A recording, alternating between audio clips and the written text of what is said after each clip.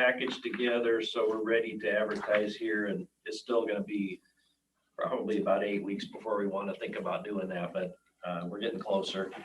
Klickitat path, still working on the design on that, and we have our permit request into WashDOT. We're just waiting for them to get our ADA ramp and connection to the community center in Klickitat.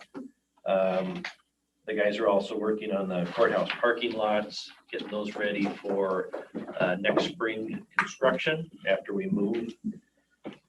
Maintenance side, crews are still working on Estep Road in this area, grading roads out east, and hot mix patching Bickleton Highway, and they'll be doing that for a while.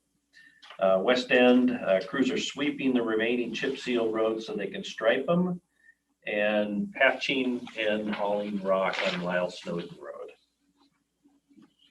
On the facility side, the new building's moving ahead.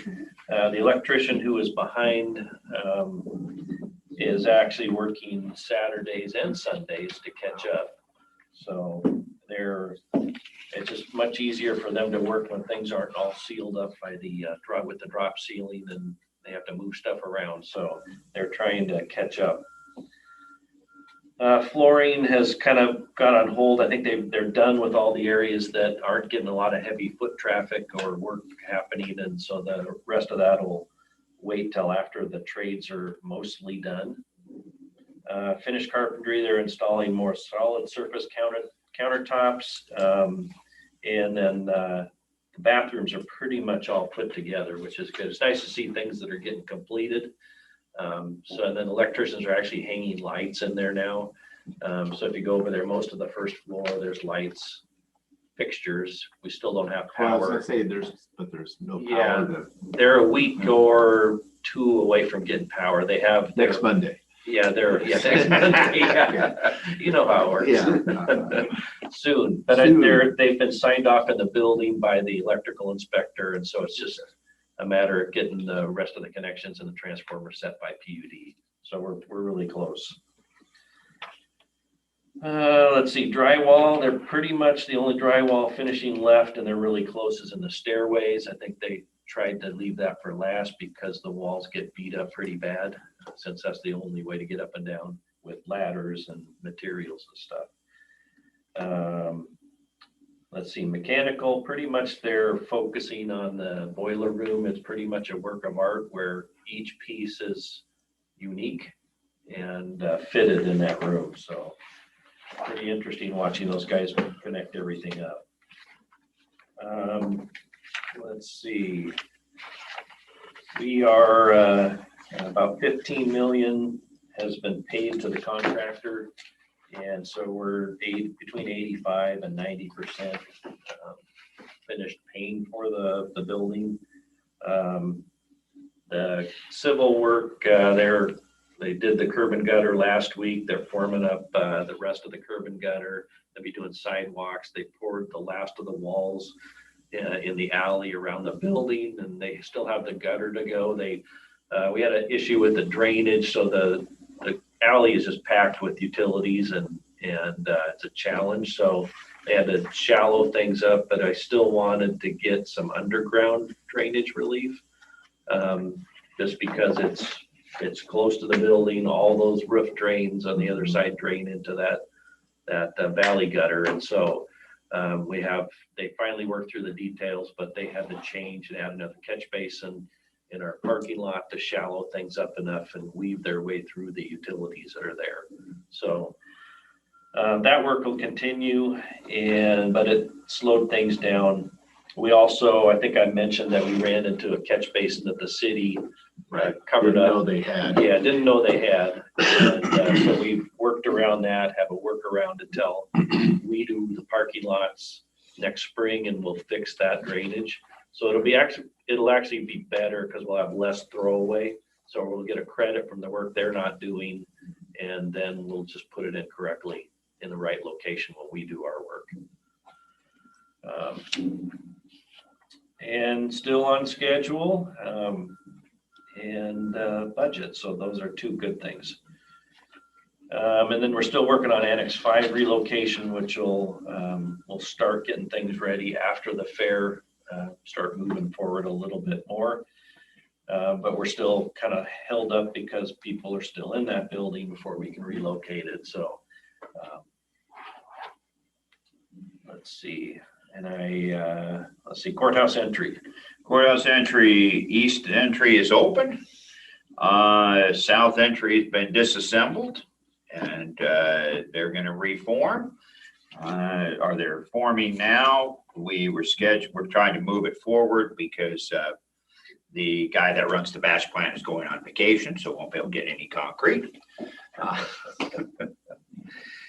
Because our pour was scheduled for the 23rd. That is coincides with his vacation, so we're trying to push him to get it done a little sooner. And then we'll pour back what we have left to do on the south, which is the entry, which is the steps and the landing, and then we will move over to the north. We're going back and forth a little with the city on what monumental means, because they would like us to put in a handrail on the other side of the steps, on the east end of the steps. There's one in the middle, and the building inspector says, well, you've changed a little bit from what, if you put it back the way it was, that would be monumental. We said, no, that would be existing. Monumental means large. You don't have a railing every 5 feet on it, jump into an arena or something. You just don't. We're considering this the same thing, so we just want the one down the middle like we have over here to come in and out. But yeah, that's probably too much information, but that's the story on the courthouse entry. All right, so this week our push for our crews is fair. And so the guys are up there prepping, painting, mowing, getting the displays set in place and all the last minute details that we have to do to get ready for fair next week. So I think they start events though on Friday. So there'll be a lot going on starting this weekend up at the fairgrounds as far as people being up there. And so far the rules haven't changed, so they're moving forward with all the things that they had planned and are able to put together for this year's fair. Let's see, Sata's Pass, the radio site up there. Archaeologist, I just talked to her. She's on her way up there as we speak to start the walk around. Should take probably today and tomorrow because we're doing a little bit larger area than what we have just in case. So she can get where we're putting all the utilities and everything. So that'll be done this week. Pioneer Center, we had another sinkhole. So off and on for the past decade, we've had sinkholes open up because of, I don't know how the parking lot was compacted or, in some cases. Yeah, some of that is the truth. Yeah. And then there was a big, one of the water lines, I don't know, it's probably 10 years ago, it broke. So we might have been collateral damage that we just didn't know about until this week. So anyway, we're fixing that. Still struggling with all of our cooling units at the Pioneer Center, and then East District Court here is limping along, and we have extra air conditioning units that we'll move in as we needed, but it's a challenge with those units, but they will be replaced. Yes, Pioneer Center, we've actually taken the one that cools seniors offline, because if we keep that, when it freezes up, it floods out health. So they have temporary units. East District will have temporary units also planned. So, okay, Title 12 standards. As this Thursday, we have another get together.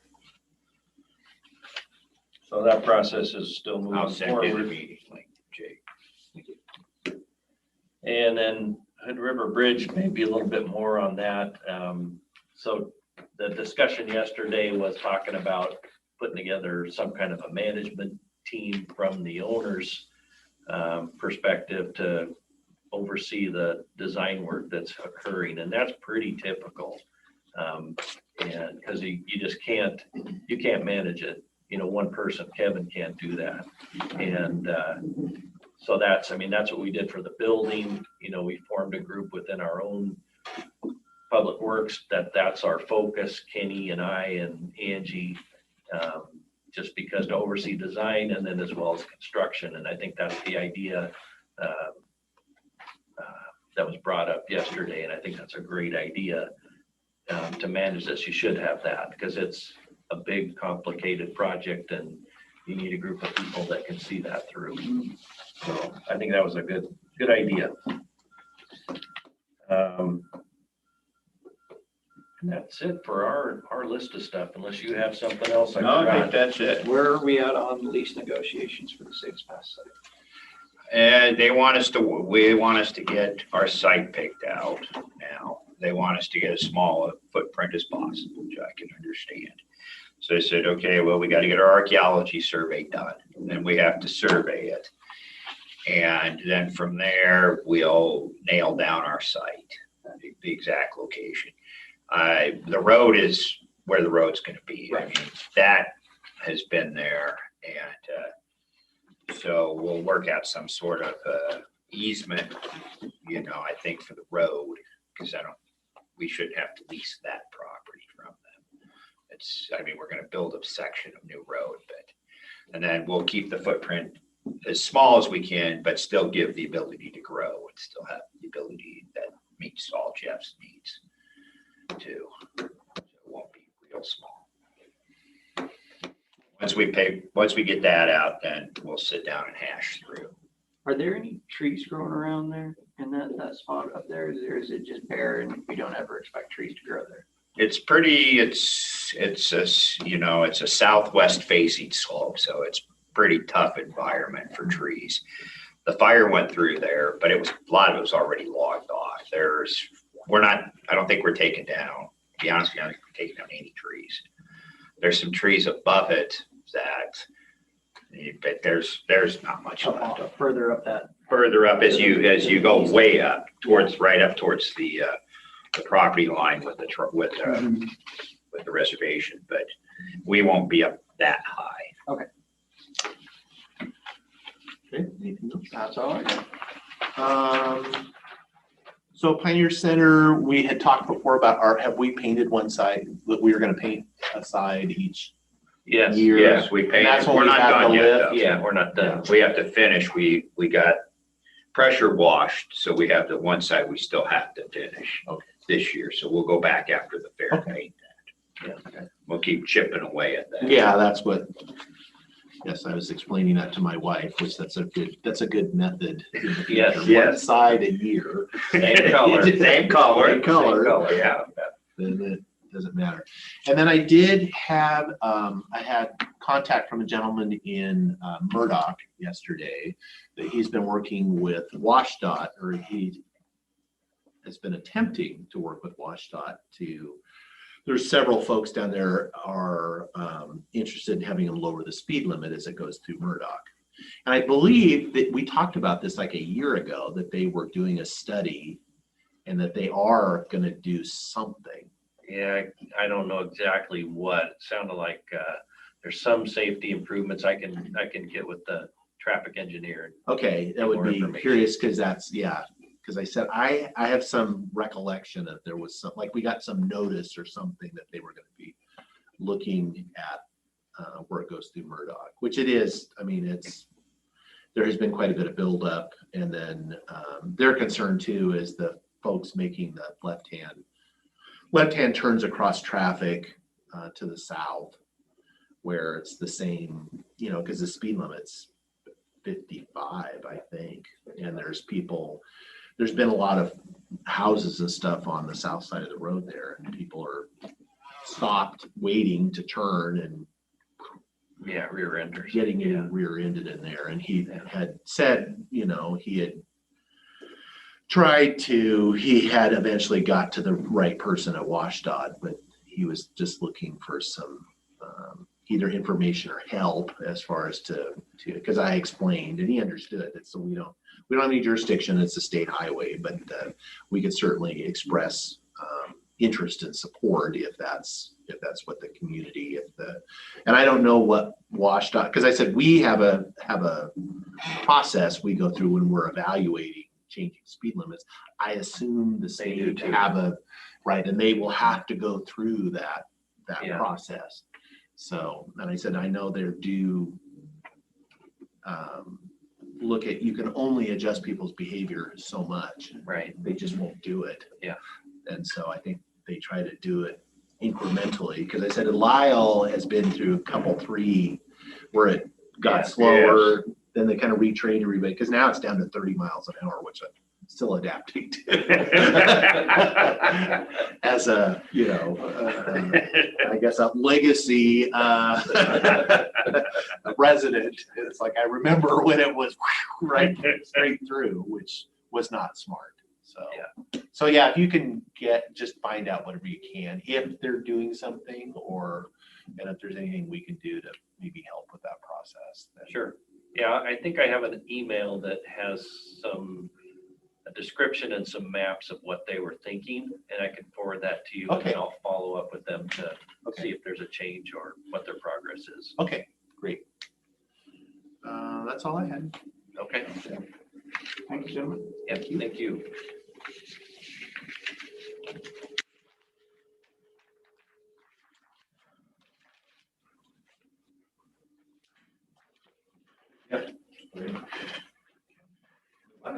Careful of that.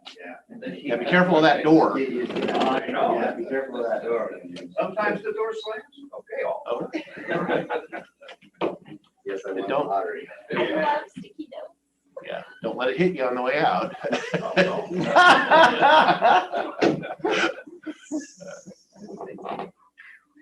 He likes you There, guys. fixed. That is so weird. Make me look bad. No, it's done it several times this morning. Yeah. I think You know, we had I that think it before started where it when did I that, and was then they here came last over, and they came over and they're like, well, it works for us. Yeah. I think It's picky. it is picky. It The fixes. public works folks are, they're like, there's nothing wrong with this door you're talking about. Morning. Good morning, thank you. Thank you for sending this ahead of time. Yeah. 11 minutes. Yes. I got through it. Sorry, I wasn't sooner. That's okay. That's where I'm at right now.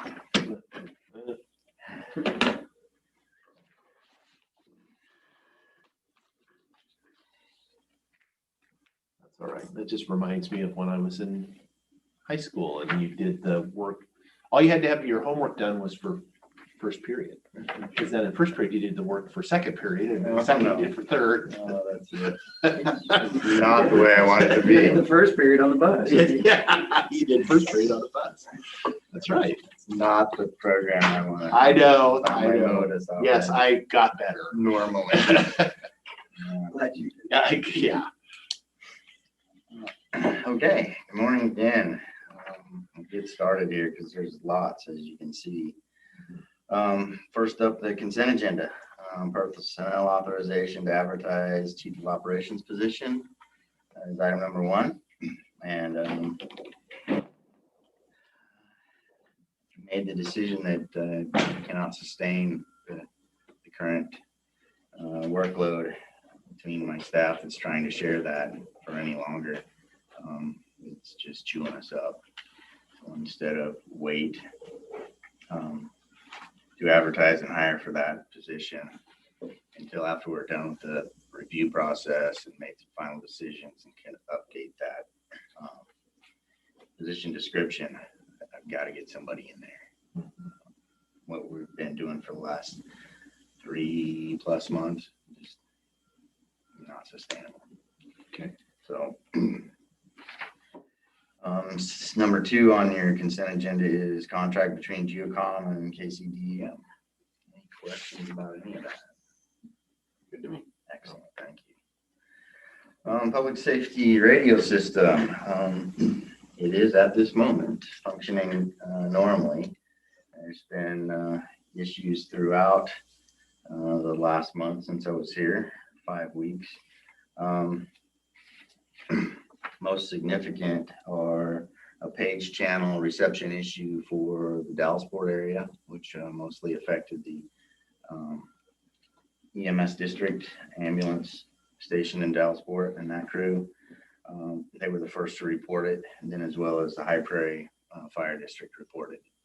So I spent the better part of 2 days and parts of others to figure that out and get it resolved with the technicians, just investigating and narrowing down what the issues were.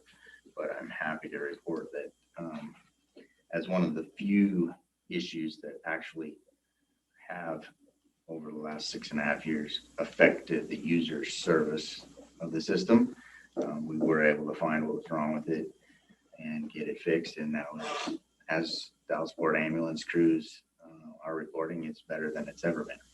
True. So, although it took a lot of man hours, which is going to cost us, it wasn't anything major and didn't include the replacement of equipment. So another one of the issues we had during the lightning storm of last Thursday, August 5th, was a power failure at Diamond Gap, in which that site went completely offline. Fortunately, again, during that period of time, we had no emergency responder activity in the Glenwood area that it mainly serves and the upper Snowden area. The technician was on his way there, and I was about to go. I decided to call the fire chief and see if he was going to go check, and I talked him through how to fix the problem and get it back online. So we were down for about 45 minutes in total, versus 2.5. You just have to power cycle it, or? Yes, it was the breakers to the 48-volt DC plant had tripped. We assumed that there was a lightning strike there. And that is not one of our primary sites. It's shared with Wave PUD. Wave has management responsibilities, and so it's not grounded. The facility is not grounded to our standards, so that might be the cause for the trip in that breaker. I'm addressing that. It's also in the Tier 3 preventative maintenance report from the contracted radio engineer, and so I'll be passing that on to Wade.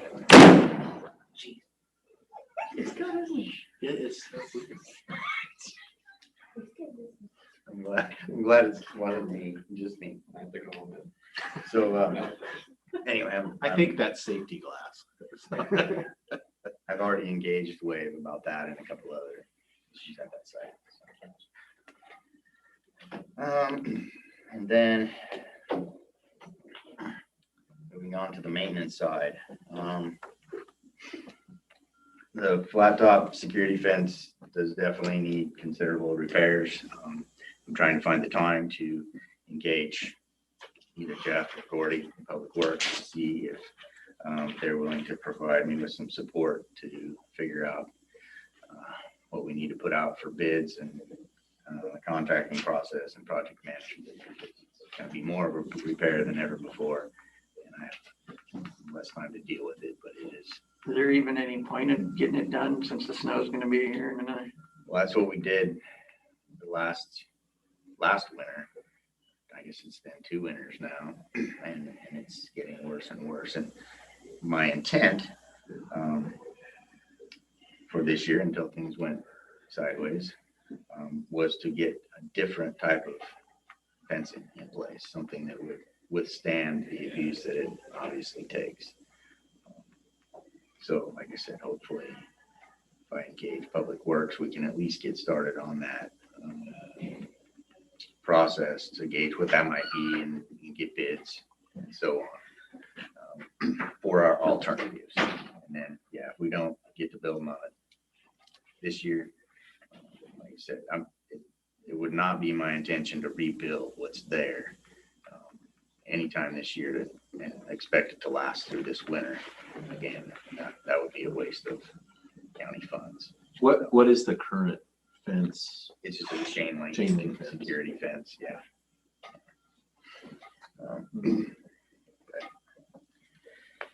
I'll try to find the time to keep working on that. The annual radio system preventative maintenance is complete by both Tier 1 and Tier 3 providers. We're waiting on those reports. During those site visits and the reviews, of all the equipment. There were a few emergent issues that came up, a couple that were small, 3 that may or may not be significant, which is related to the receive capabilities of 3 different sites in our system. And I'm working through that process to make those emergency repairs. One of those sites is the Kaiser Ridge site. The other is the Indian Hill site. And those are primary for the areas that they serve: Indian Hill, Bingen white salmon, and along the Columbia River through to Lyle.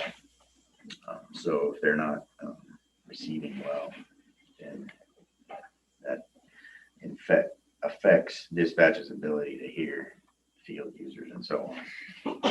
At this time, the estimates, the quotes that I have, if it is a full replacement of the receive system, D-line antennas and all, which we don't believe it will be, it could be as simple as what we've seen in the past, where those connectors that were put on the broadcast quality friction connectors.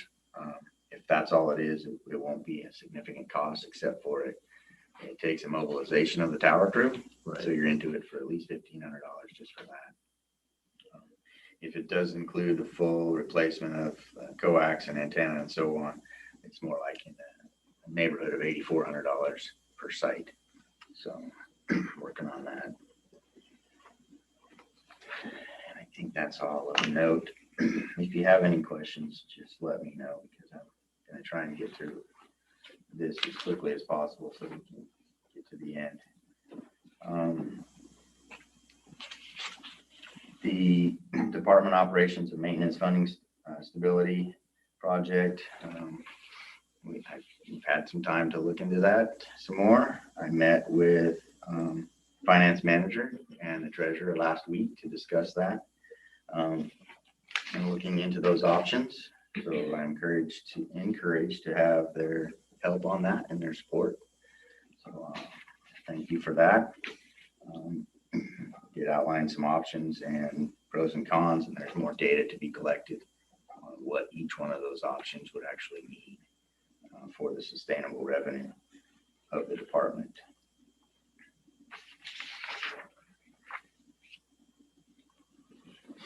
And a bright note, both operationally and financially, is that the radio tier 3 consultant made me aware of some changes in equipment and some potential surplus equipment that Hood River County is taken out of our site at Indian Hill location. And if I can work it out with the Hood River County Sheriff's Office and they can surplus that equipment, it will be a significant savings to us to either have for spares or use as equipment in the new Sadis Pass site. That is the exact equipment that we use in our radio system. Why are they pulling it out? Yeah. I'm not going to speculate on why Hood River County is doing it, but I'm going to take the benefit. It's not because the equipment was defective or malfunctioning or otherwise wouldn't meet our needs. It is exactly what we use and what we could use, and it's somewhere in the neighborhood of $150,000 worth of equipment. To buy new. If you purchase it new, yes, that would be the savings to us. And like I said, either to have as spares that we need, because a lot of this stuff, as you know, computer-based technology, it's going obsolete. So that will also help our budget for ongoing radio system maintenance, or to use in the new Sadis Pass site. And I've already engaged Jeff Hunter as the project manager for the Sadis Pass site into what that is and whether they want to work that into their plan with AdCom to use that equipment instead of purchasing new. So I'm very happy at that opportunity, and I hope that Hood River County allows us to have that. As far as radio site lease agreements, still working on the Golgotha site sublease agreement with Benton County. Like I mentioned before, that's going to be just over $11,000 more a year. Once we sign that agreement, it might even include this year. The Indian Hill site sublease with Hood River County is still ongoing based on their upgrades. And then the Wave Broadband sublease at Flat Top, I've had no time to work on recently.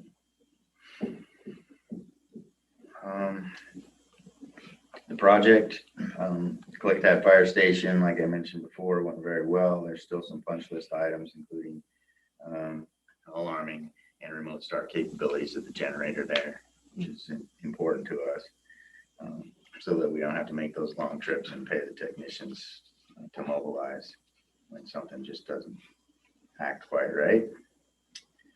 So we're happy about that. Nice to have it in its own room and HVAC and not out in the dust and the heat and cold. It's going to last longer and function better over the long run. Any questions about the radio system or radio project? We're good. Thank you. 911 call taking and public safety radio dispatching function of the department. You can see the call volume reports there. The number of 911 calls for June was up considerably over prior months. However, the non-emergent calls into dispatch had declined some. So total calls are still up. What we are seeing is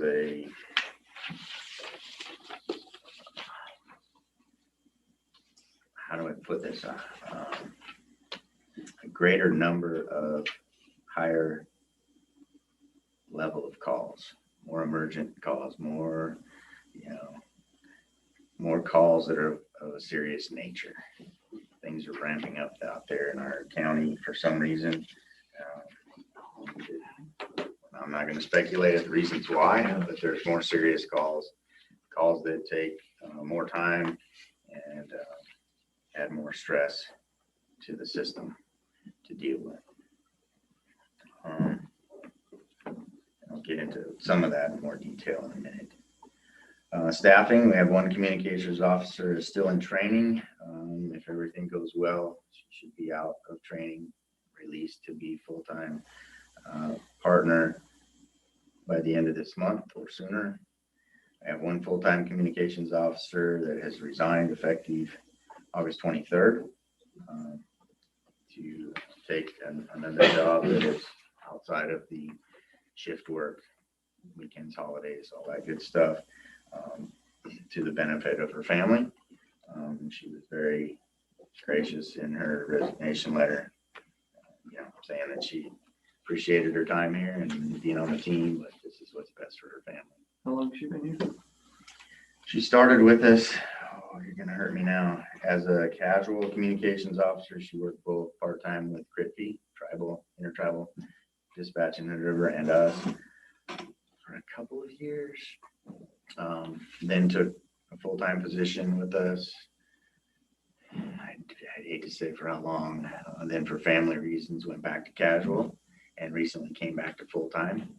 And then obviously was looking for a different job with different hours, and found one and accepted it.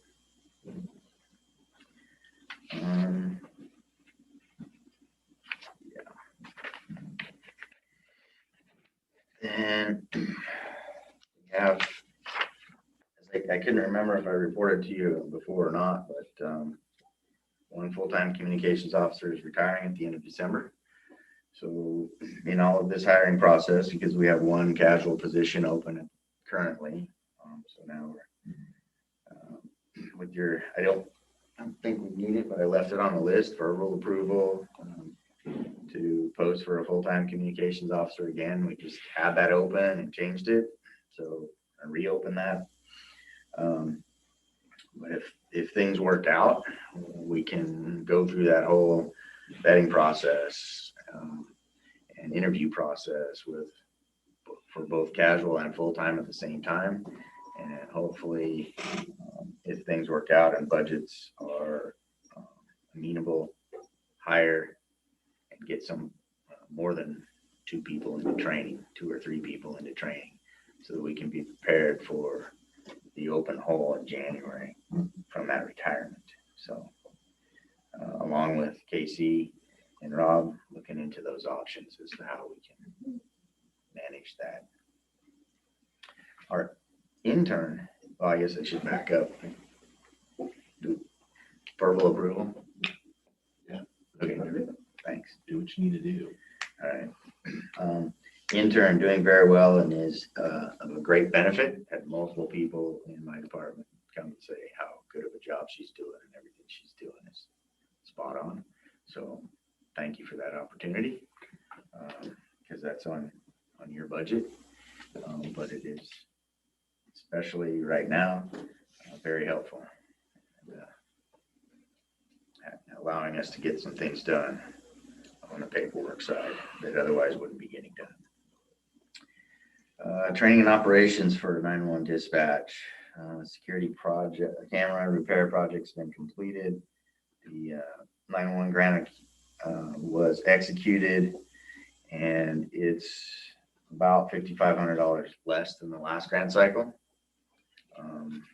So that's disappointing, but we have no choice in that. We are still coordinating with the state 911 office to make sure that we manage and administer that grant properly. As my administrative assistant and myself, I have just the basic knowledge in doing that. That is primarily, if not wholly, the chief of operations responsibilities is that grant management on a regular basis.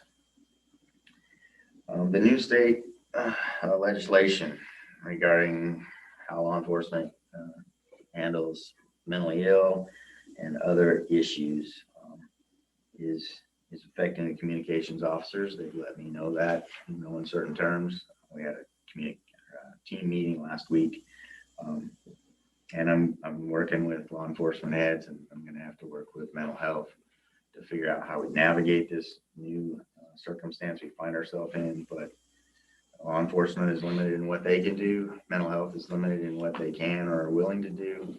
And that puts the communications officer in the middle sometimes and making more phone calls and dealing with those folks on the phone longer because law enforcement may or may not be responding, and trying to get mental health there is a challenge. And just calling for mental health services is a long process through their phone tree and wait times and then callbacks when the locals do get involved and so on and so forth. I put out a memo to my staff, encouraging them and telling them that we can get through this, but right now our job has not changed. We have to provide the service. And until law enforcement asks for a change in what service they need, and then all three agencies, agree on those changes, we're waiting to see how this pans out. But it is problematic.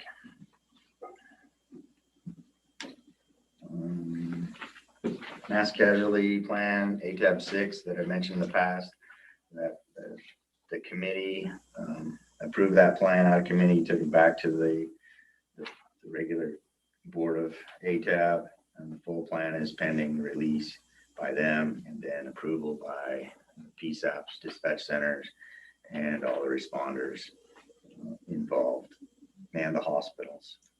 So I'm hopeful that will withstand the vetting process and become a valid plan that we can start working within, because the existing plan in no way meets our needs. The fire district use agreements had some challenges with those. Some fire chiefs and fire commissioners, both or all of the above, got wind about the potential for users fees being instituted, and the fact that the agreement that we put before them was for only 1 year set off some alarm bells. So I've been contacted by several of those folks stating their displeasure and wanting me to explain to them what is going on and why and how we could ever do that, and invited to some fire commissioners meetings.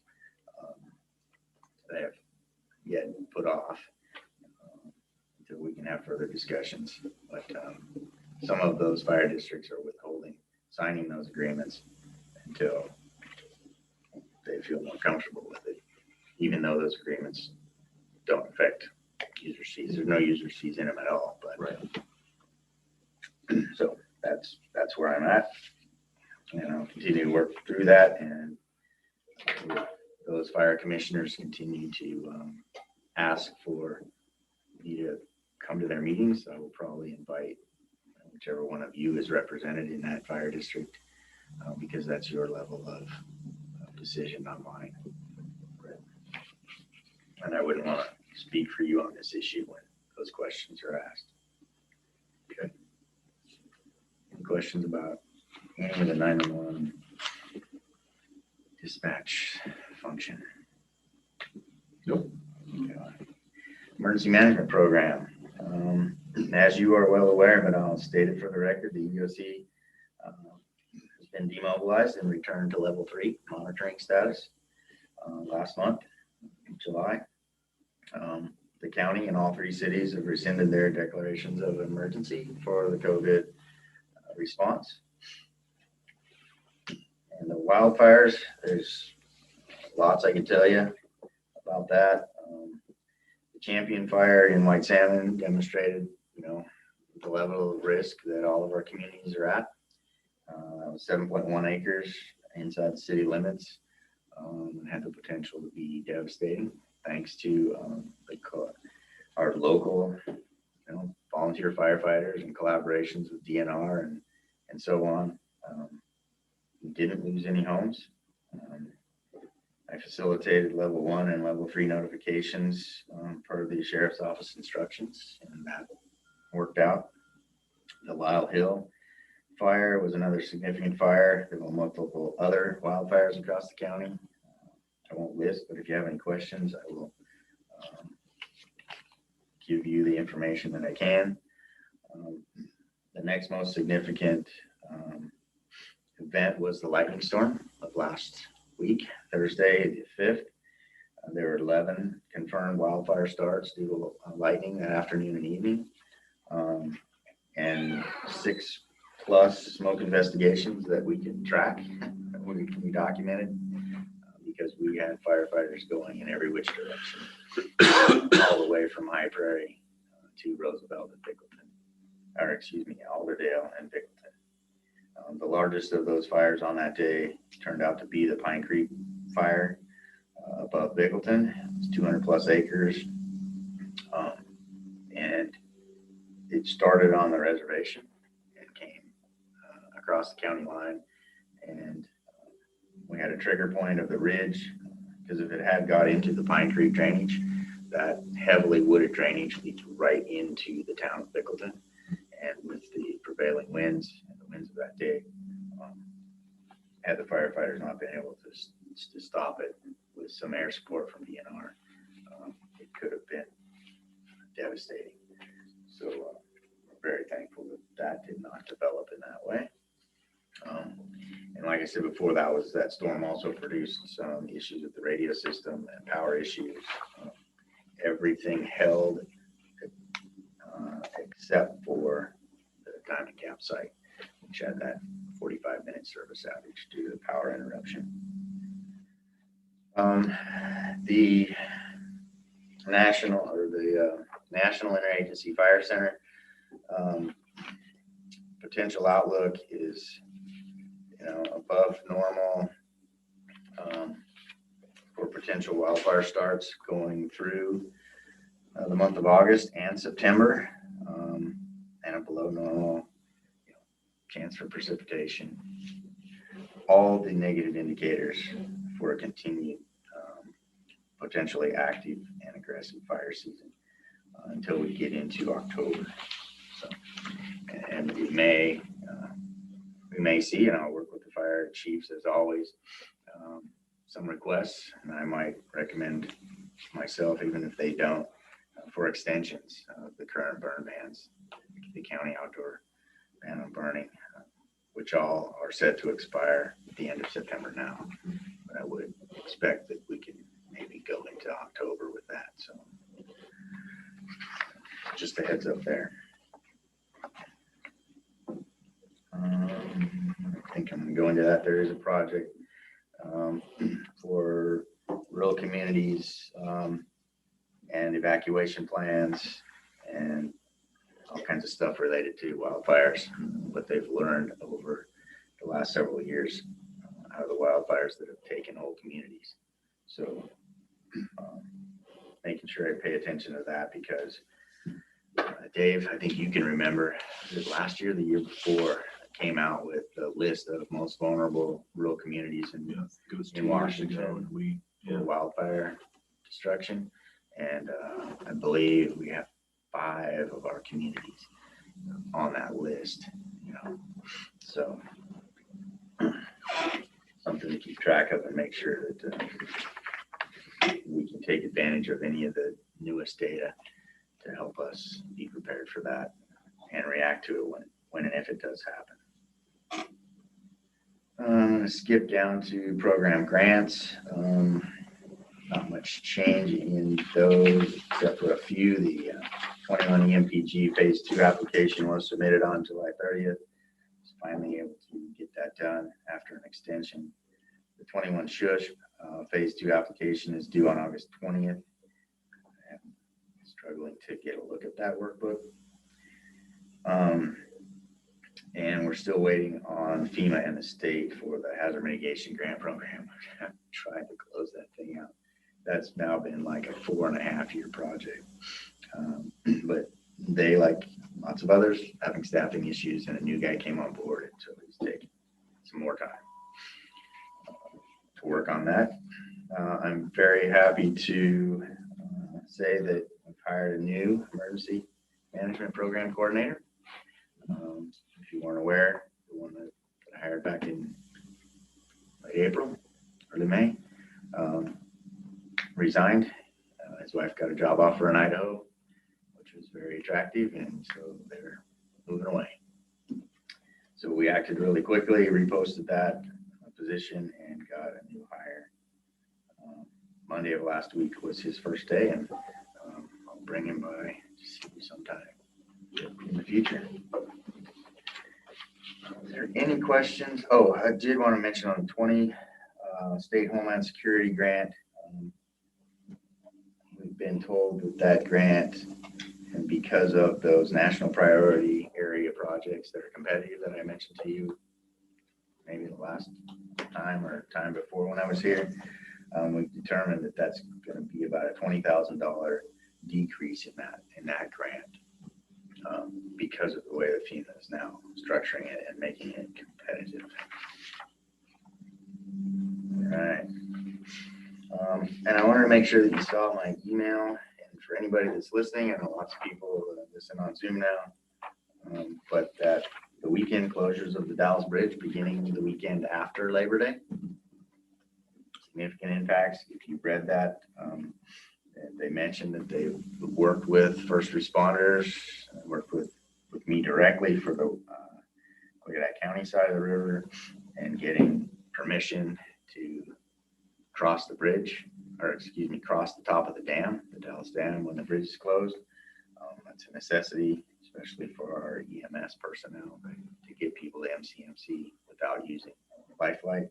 So although I haven't seen the final on that, so I've got to reach back out to them because the Army Corps had a pretty strict vetting process before they would give anybody IDs and permission to cross the top of the dam while the bridge is closed. So I still haven't seen those, but they're claiming that it's all in place. So hopefully when I follow up with them, they'll give all the deputies and ambulance crews at the very least the ability to cross the top of the dam. Any questions on any of that? Was there?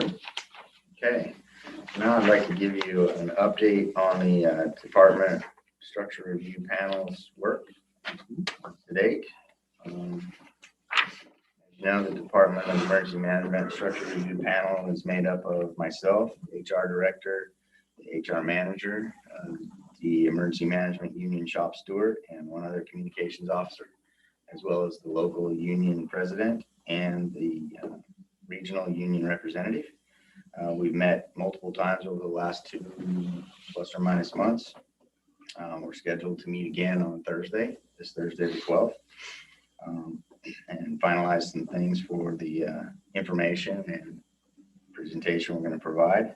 Each of us in our own specialties and our own contacts have reached out and gathered pertinent information regarding this review and presented it back to the panel for discussion in preparation for a presentation and recommendations to you later this month.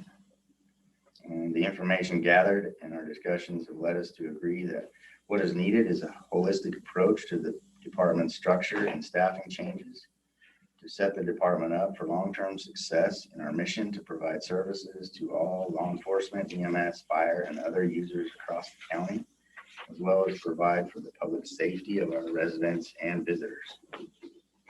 Most recently, after looking into different structures and staffing models, not only for supervisory staff, but also proper shift coverage, the panel is now working on providing information to you that is likely to include a recommendation for a hybrid structure and staffing of including the original new Department of Emergency Management structured document recommendation that was provided in 2012 by the Public Safety Advisory Board that was appointed by the Board of Commissioners before the department in its new structure was formed, and while that was being considered, and moving the management of 911 dispatch and the radio system under that department, as well as the current Klickitat County Jail structure and staffing model. So kind of a blending of those two turned out to be what we're considering based on all the information. Preliminary estimates for this new structure and staffing total an increase of between $150,000 and $260,000 annually, depending on what that final determination of that structure would be. Those are loose numbers right now. Like I said, we're going to meet again on Thursday and formalize all that. And I'll be working with Lee to get on your calendar for later this month to make the panel's presentation and provide you with the information you need to make a decision. That is our intent. What does that translate into FTEs? Anywhere from 1 to 3. Well, the 150 number would be 2. I think, yes. And it depends on where they are and so on and so forth, right? What positions they are. Yes. But Dave, if you'll remember the advisory board's recommendations, it's in line with that original recommendation for how to staff and structure that supervisory roles, as well as the model that the jail is using, having a supervisor on each shift, and then a supervisor above them, and then the chief. But like I said, all those things are still on the table. We know full well, like the jail has 4 corrections officers on duty on every shift. So there's 4 shifts per week, night shift, day shift, because when it comes down to it, 911 dispatch, the EMS district staff, and the corrections staff, the jail is the only 3 that actually do 24/7, 365 coverage and staffing. But we don't need 4 comms officers, and we don't need 4 what in the jail they're corporals. So our language would be leads.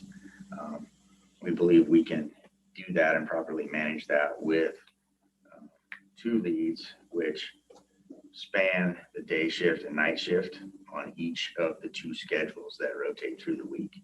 So those leads would work swing shifts and be the duty supervisors for half of the day shift and half of the night shift. And then there would be another one that would take the other days on and the other team.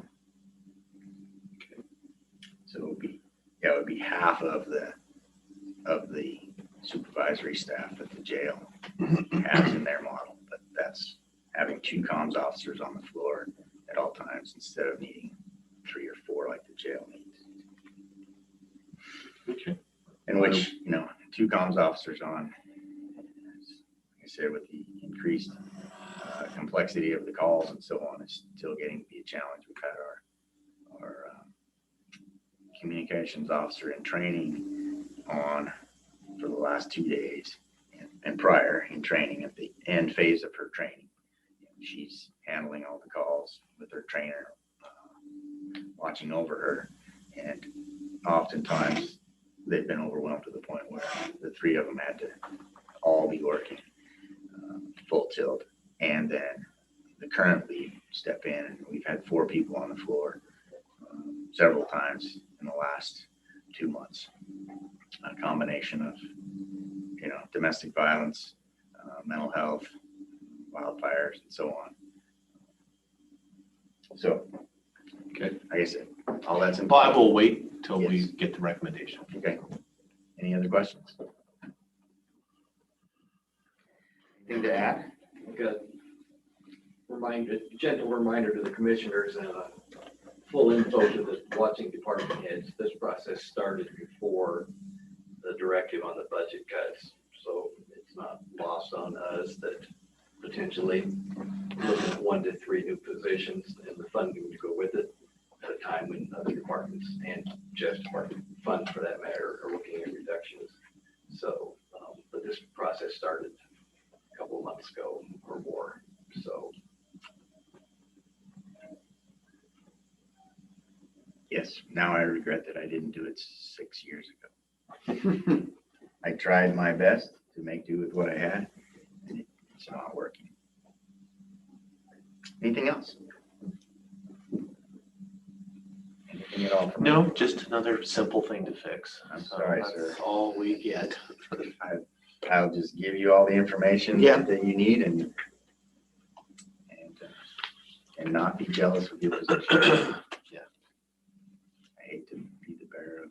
No, it's I mean, not. It's reality, and but it is, that is the crux of you can't have something for nothing.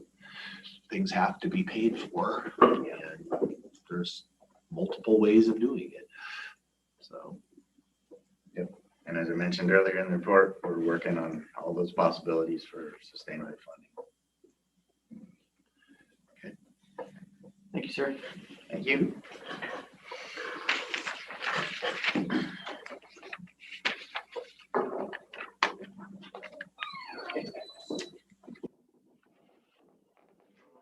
Here, he just walks out the door. Because of the door. Okay, I was gonna say, Temporary sign. laughing at me. And that Rob. I think we will break for lunch early since I'm gonna do the noon. You calling it everything? Yeah. I know Jen will be anxiously hanging on every word, but Well, that's why it was on there. I thought you guys might all yeah.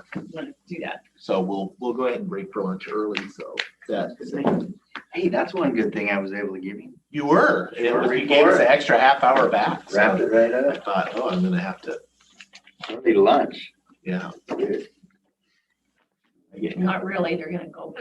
Back to Come back early. noon. Yeah. We're Oh, back yeah, okay. early. So Well, I tried. yeah. Hey, it's better than nothing. Your son. And let's record show this.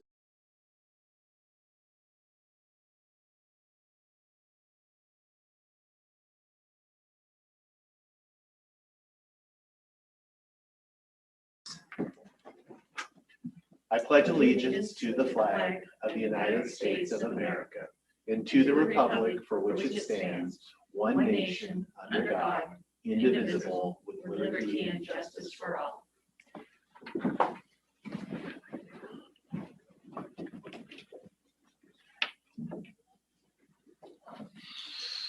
Okay. Mr. Chairman, I would make a motion to approve the business agenda as presented. Okay, I will step down and second that motion. Any discussion on the business agenda? Hearing none, all those in favor say aye. Aye. Aye, motion passes. Mr. Chairman, I would make a motion to approve the commissioner meeting minutes from August 3rd, 2021 as presented. I will step down and second those as well. Okay, we have a motion and a second on the meeting minutes. Any discussion on those? Hearing none, all those in favor say aye. Aye. Aye, motion passed. The minutes are adopted. That brings us to citizen comment. This is an opportunity for citizens to address the Board of Commissioners. Please limit your comments to 3 minutes per individual.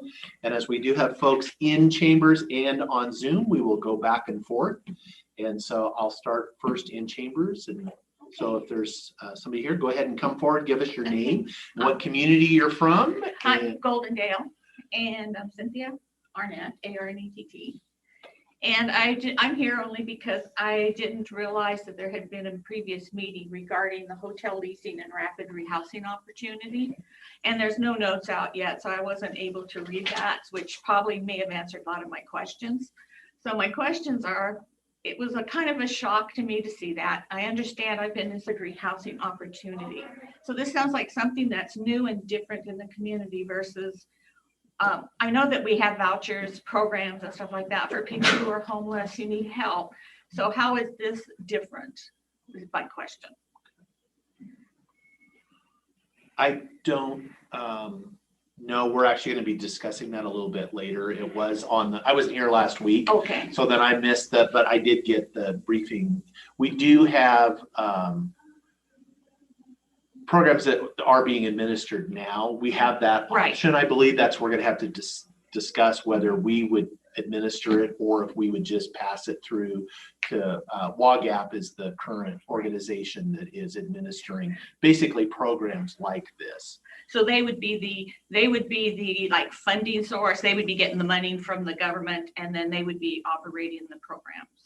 Which they do now. Which they do now. Which they I mean, do the now. board, the county could decide to, I can't imagine we would set up a whole new program Right. where we already have these partners, but that will be a discussion for the board. We're Right. going to have about, I think about 140. Yes. Do they currently lease motel rooms? I mean, I know that they give vouchers to motel rooms. I mean, that's common. That's not an unusual thing to do.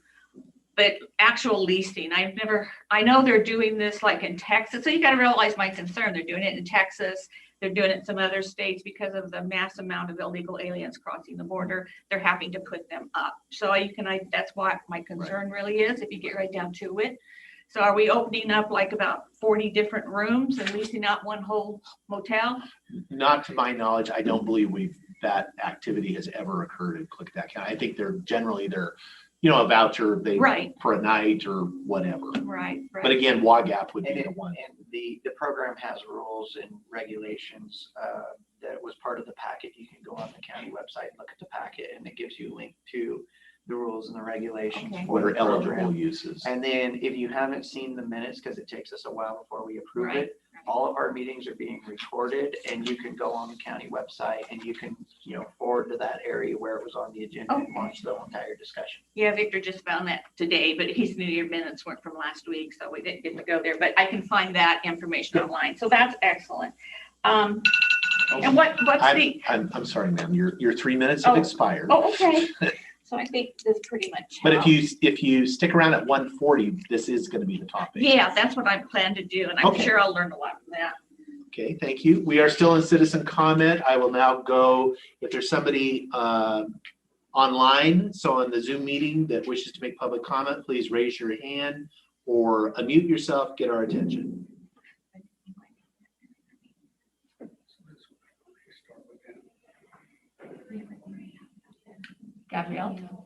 Gabrielle, please go ahead. Hi, thank you. I would like to speak about what I experienced with the transportation for medical transportation in Klickitat County and how positive that experience was. And I just want to ask the commissioners that they would put back on the agenda the budget for social services and for the Mount Adams transportation. And possibly let's have a discussion about increasing that budget.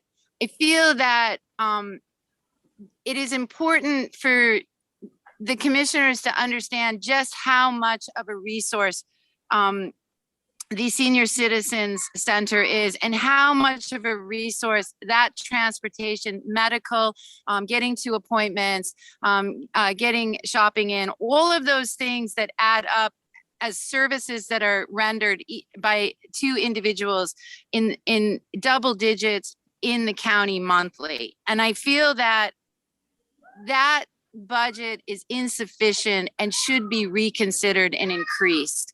The ease in which we were able to make the appointment to get individuals in our household picked up at the door, taken to their appointment and returned to the door.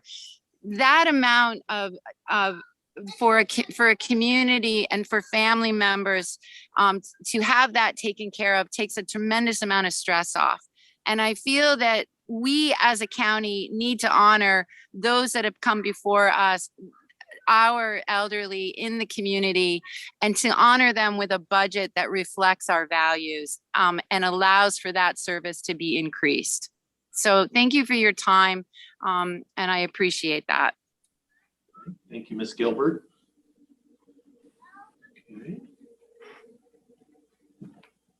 Okay, we are still in citizen comment. I'll go back to the room if there's anybody. Sir, if you want to give us your name and your community. Yes, sir. My name is Victor Baca, Victor common spelling, last name B as in boy, A-C-A, and I live in Goldendale. Okay, go ahead, sir. I would just like to also address the rapid rehousing opportunity. And the only thing that really jumped out at me is the word opportunity kind of made me think of, like, you know, somebody's going to be making some money off of this deal. Would it be the local hoteliers that own the hotels, or is the opportunity to be able to reach out to the community and help people that are homeless, that are living out there, and primarily they're invisible people. So will we be going out doing an outreach program and try to bring them in? Also, I haven't looked at what the requirements are for people to participate in this program. Would we be mixing up families along with possible drug users or people with criminal backgrounds? Is there any vetting in place to verify that, you know, that there's safety for the people at the hotels?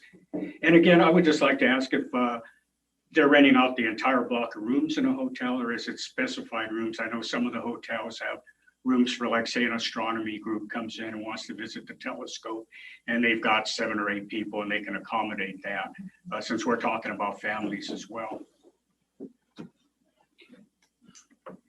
And I think this is a good opportunity to bring this up, since later on you guys will be talking about that. So, Okay. Can hardly wait till that comes up. It should be, it's an interesting Me as well. subject. It's an interesting. Okay, very good. That's what I have to state. Okay. That's it. Thank you very much. Thank you. Okay, we are still in citizen comment. I will go back to the online, so folks on Zoom. So either raise your hand in Zoom or unmute yourself at *6. I don't think that changed since I was gone last week. Lynn, go ahead.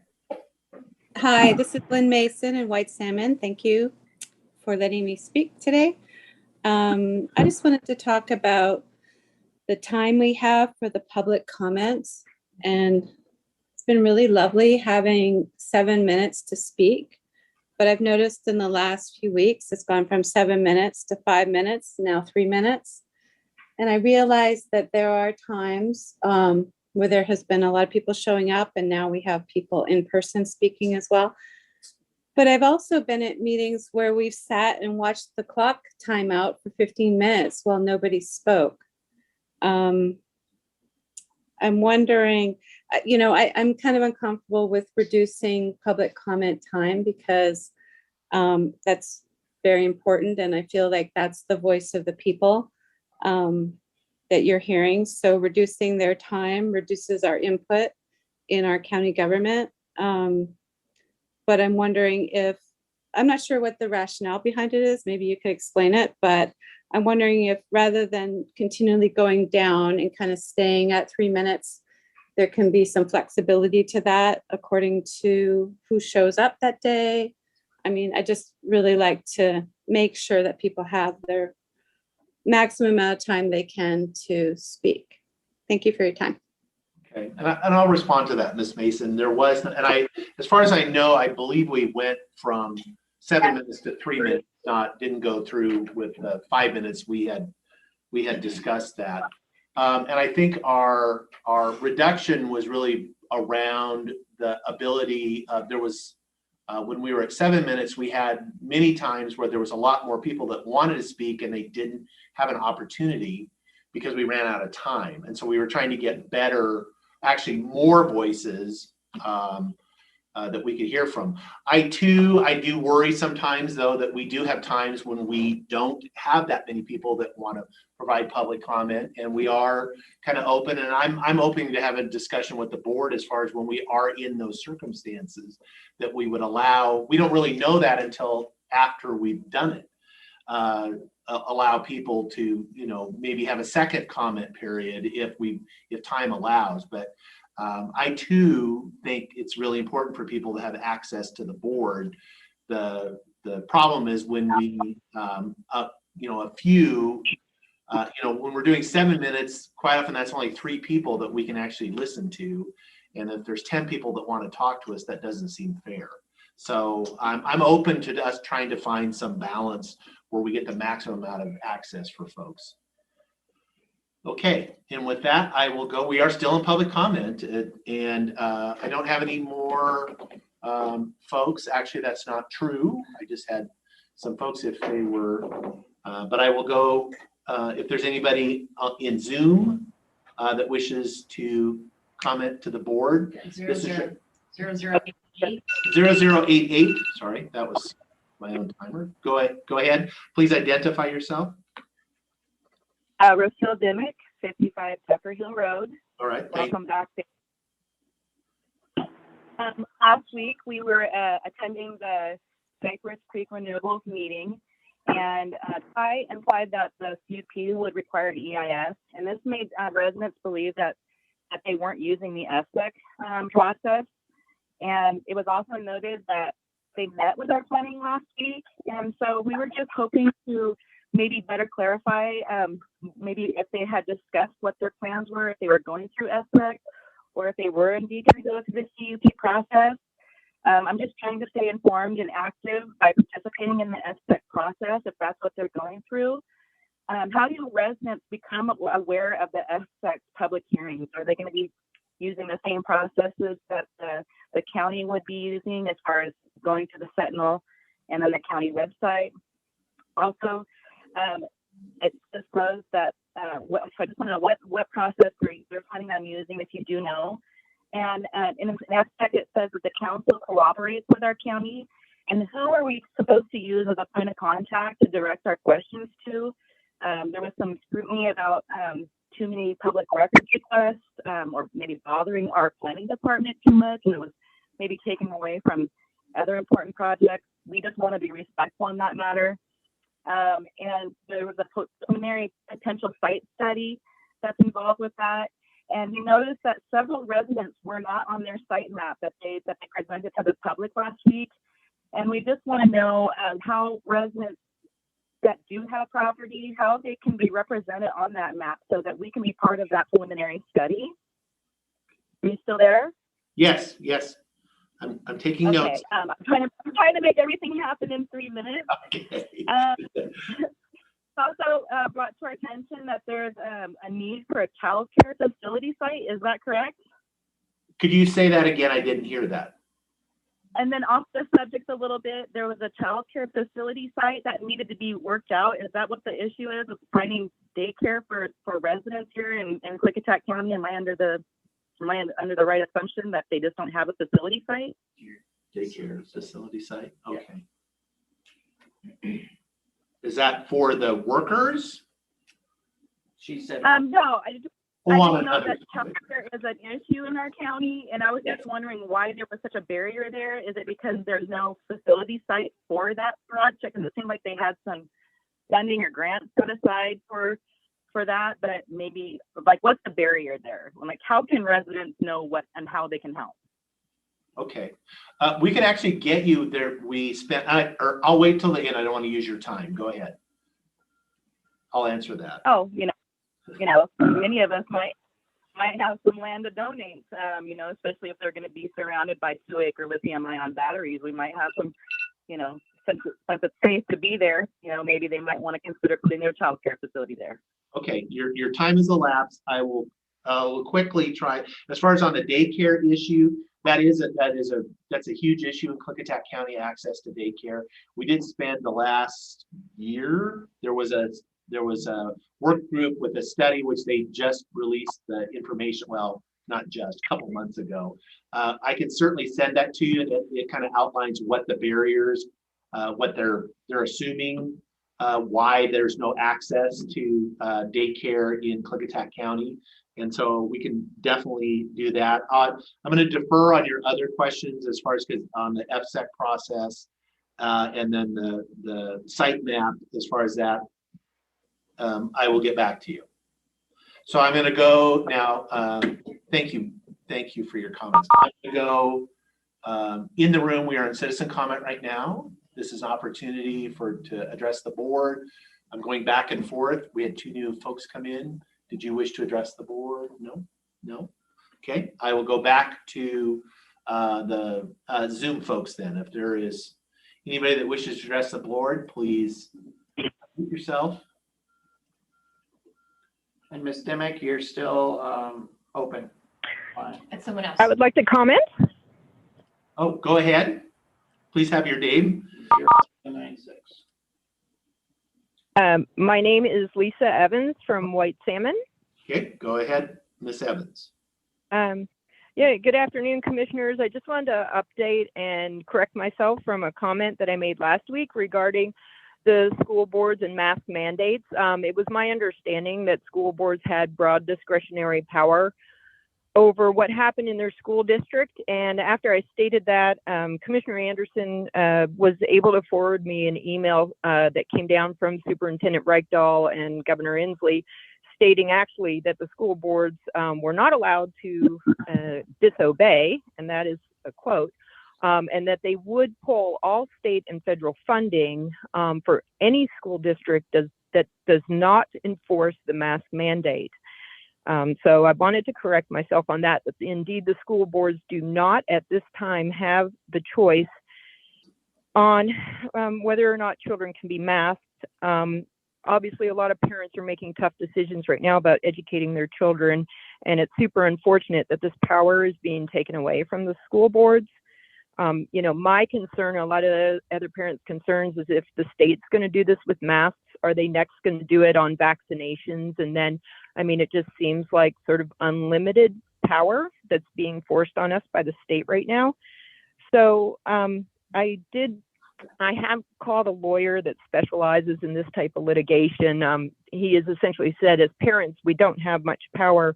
However, if there is a school board that would like to stand up against the mandates in this email that was released by Reichdahl and Inslee, they would definitely have a very strong case, and this individual would be willing to take it on. So we're not completely powerless, but I will just close with, that just sort of begged the question for myself then, if you guys can just kind of comment on, is that essentially an overreach of state's power into our counties? Where are we able to draw the line of what we do in the county versus what is forced on us by the state as per RCWs? Thanks so much. Thank you, Ms. Evans. The only thing I can say is that we are a subdivision of state government. We gain all of our power and because we have limited power and only the power that the RCW give us. So it is actually the legislature that gives us our direction as county commissioners, as okay. employees. Okay, we are still in citizen comment. I'll give the room another opportunity. No, still no. Okay, we'll go back to the Zoom participants, or if you're on the phone. So raise your hand, get our attention, unmute yourself, *6.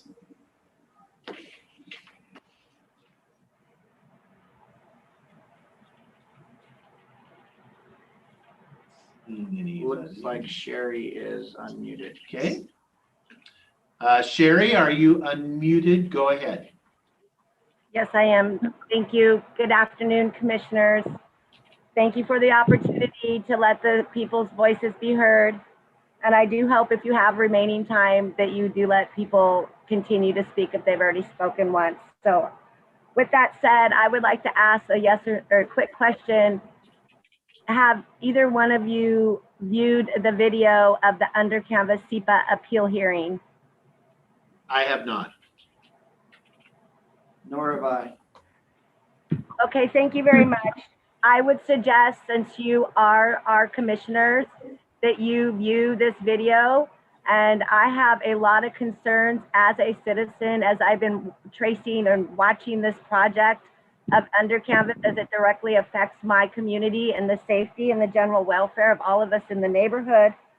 And I would ask you to view our county decision maker, our SEPA decision maker, and her cross-examination from the citizens' attorneys, and ask yourself why she was compelled to say, "I do not know," several times to all the questions asked of her. If she is our county decision maker, how does she not know questions regarding the SEPA that she has approved and has said that it has no significance?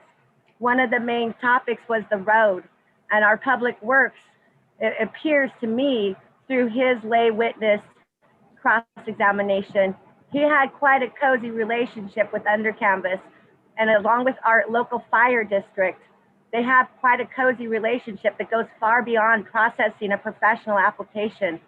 That is my opinion, and I ask that you review these hearings and the CUP hearing as commissioners who have oversight of this process. And with the road at the end of the hearings, it was agreed upon. The road is less than 20 feet wide in several locations. We do not have an evacuation plan that can get people out safely. This resort, the largest resort in Klickitat County, proposed for Klickitat County, will not be able to evacuate not only the guests, which is shameful that Under Canvas would put their guests in that position, but your citizens, your people that you are to protect. And also, with this being said, it was very disheartening to understand to hear Under Canvas propose that the road being widened for their project be shared by the taxpayers. I am saying right now, the taxpayers do not, as for me, and I would bet a lot of us would weigh in, we do not agree with sharing the cost to upgrade a road to put in a resort that doesn't belong there, that requires a conditional use permit.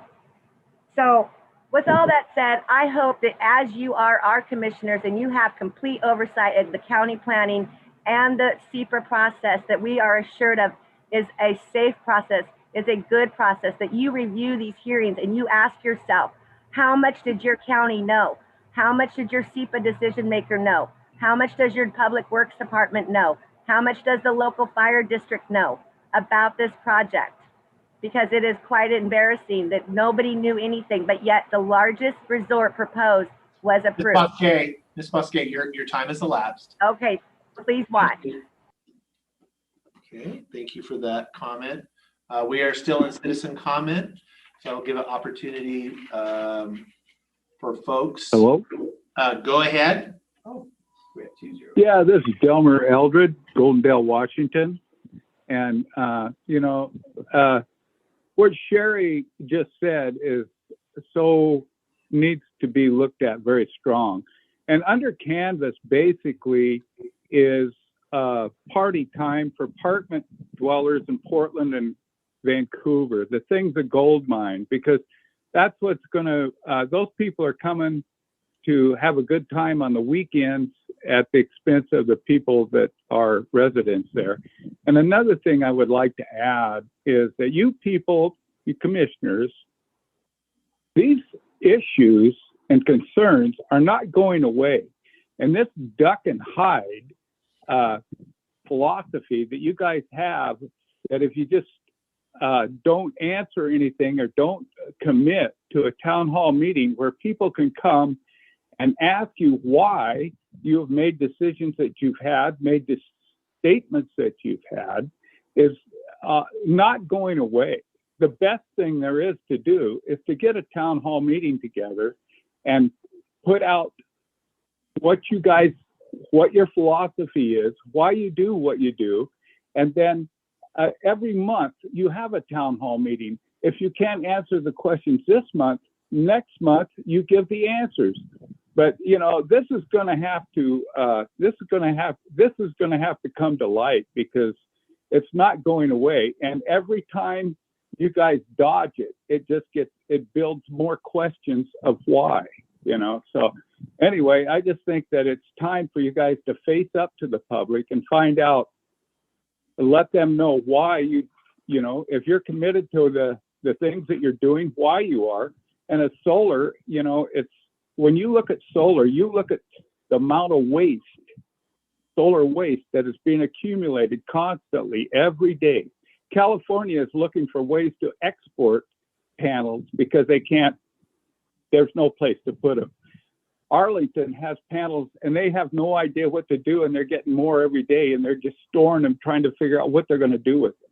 And you guys are basically headed for a solar disaster with these industrial sites, because those panels are not going away. They're just going to pile them up wherever these industrial sites are at. You guys are to blame for that. Anyway, that was all I had to say. Mr. Eldred? Go ahead. Mr. Eldred, we do have town hall meetings. We're having a town hall meeting next Tuesday for the track D area up in Glenwood. It is specific to that, though. We do have to have meetings when we feel they are necessary and appropriate. You need a meeting right here in Goldendale where most of the concerns are at. And that track meeting that you're having over there in Glenwood, if you bring up the issues that concern us, you guys will not listen to it, guaranteed. You will not give us the time, because that's not what your town hall meeting's about there. You are correct. That's why I said it is in the location where it's at, about what it is at. Okay. That's right. So you need a town hall meeting right here to handle the concerns, and there are buildings daily. And the longer you guys play duck and dodge, the more there are. And if you don't start answering up to questions, you're going to face repercussions for not doing your job. Okay, thank you for your comments, sir. And I would actually take exception to duck and dodge. That is your characterization. That's not mine. Any action or any, no, that is sir, not a characterization. you're out of It's time. a reality. This is why we can't have a town hall. I have a history of I have done dozens and dozens of town hall meetings over my career in every community in this county. Town halls are great. I love town hall meetings, but we have always had a history of having a productive discussion with the community, and not an opportunity to have a platform for an audience. That I am not interested in doing that. I'm happy to answer questions, and the board takes no action without having a discussion in a public meeting and as to why we're doing what we're doing. So your time is elapsed, sir. Your time is elapsed. I was very generous. I was very generous with your 3 minutes, but your time is elapsed. We do have. Actually, we're out of time now for citizen comment. So I will close citizen comment and we will move on with our agenda. Mr. Chairman? Yes. Since there were other people potentially, since we have 44 members, I would like to add time for those who have not spoken at the end of today during, which would be at 2:05 or thereabouts. Okay, I would support that. But only for those who have yet to speak. So if you didn't have a chance, *6 or unmute, we will open it back up during the board pending at 2:05. this illustrates the need for 7 minutes to 3 minutes. We had lots of commenters, and we'll see if we still have more. So our next piece of business is unfinished business. Human Resource Administrative Service Director Rob Van Cleve request for verbal approval to move the Code Compliance Officer position from the Building Inspection and Code Compliance Department to be a standalone department directly under the Board of Commissioners. This action will be formalized in a resolution next week. Consent agenda, if we so determine we're going to do that.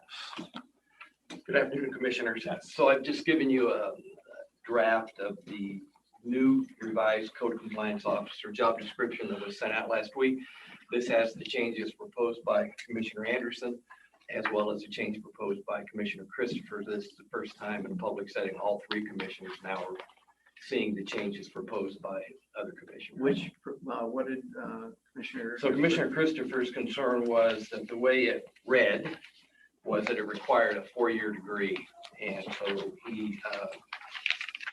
we changed it. You'll see in this one at the top, it highlighted, we just rewrote it to talk about graduation from high school, GED, associate degree, or bachelor degree, and or direct work experience in the following.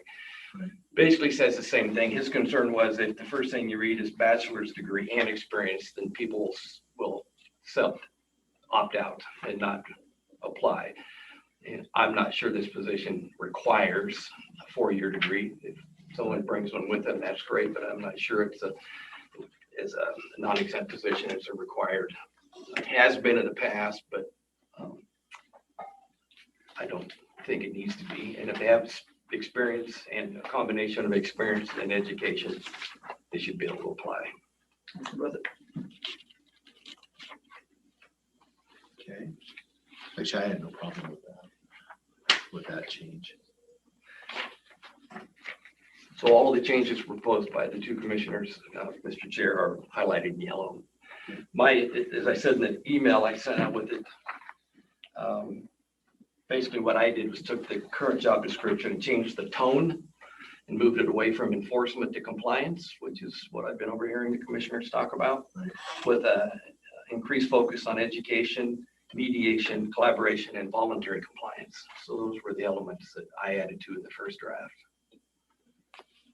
And then all of the knowledge, skills, and abilities, and there's quite a selection, won't help you recruit the right person, but it'll help you identify the right person when they apply.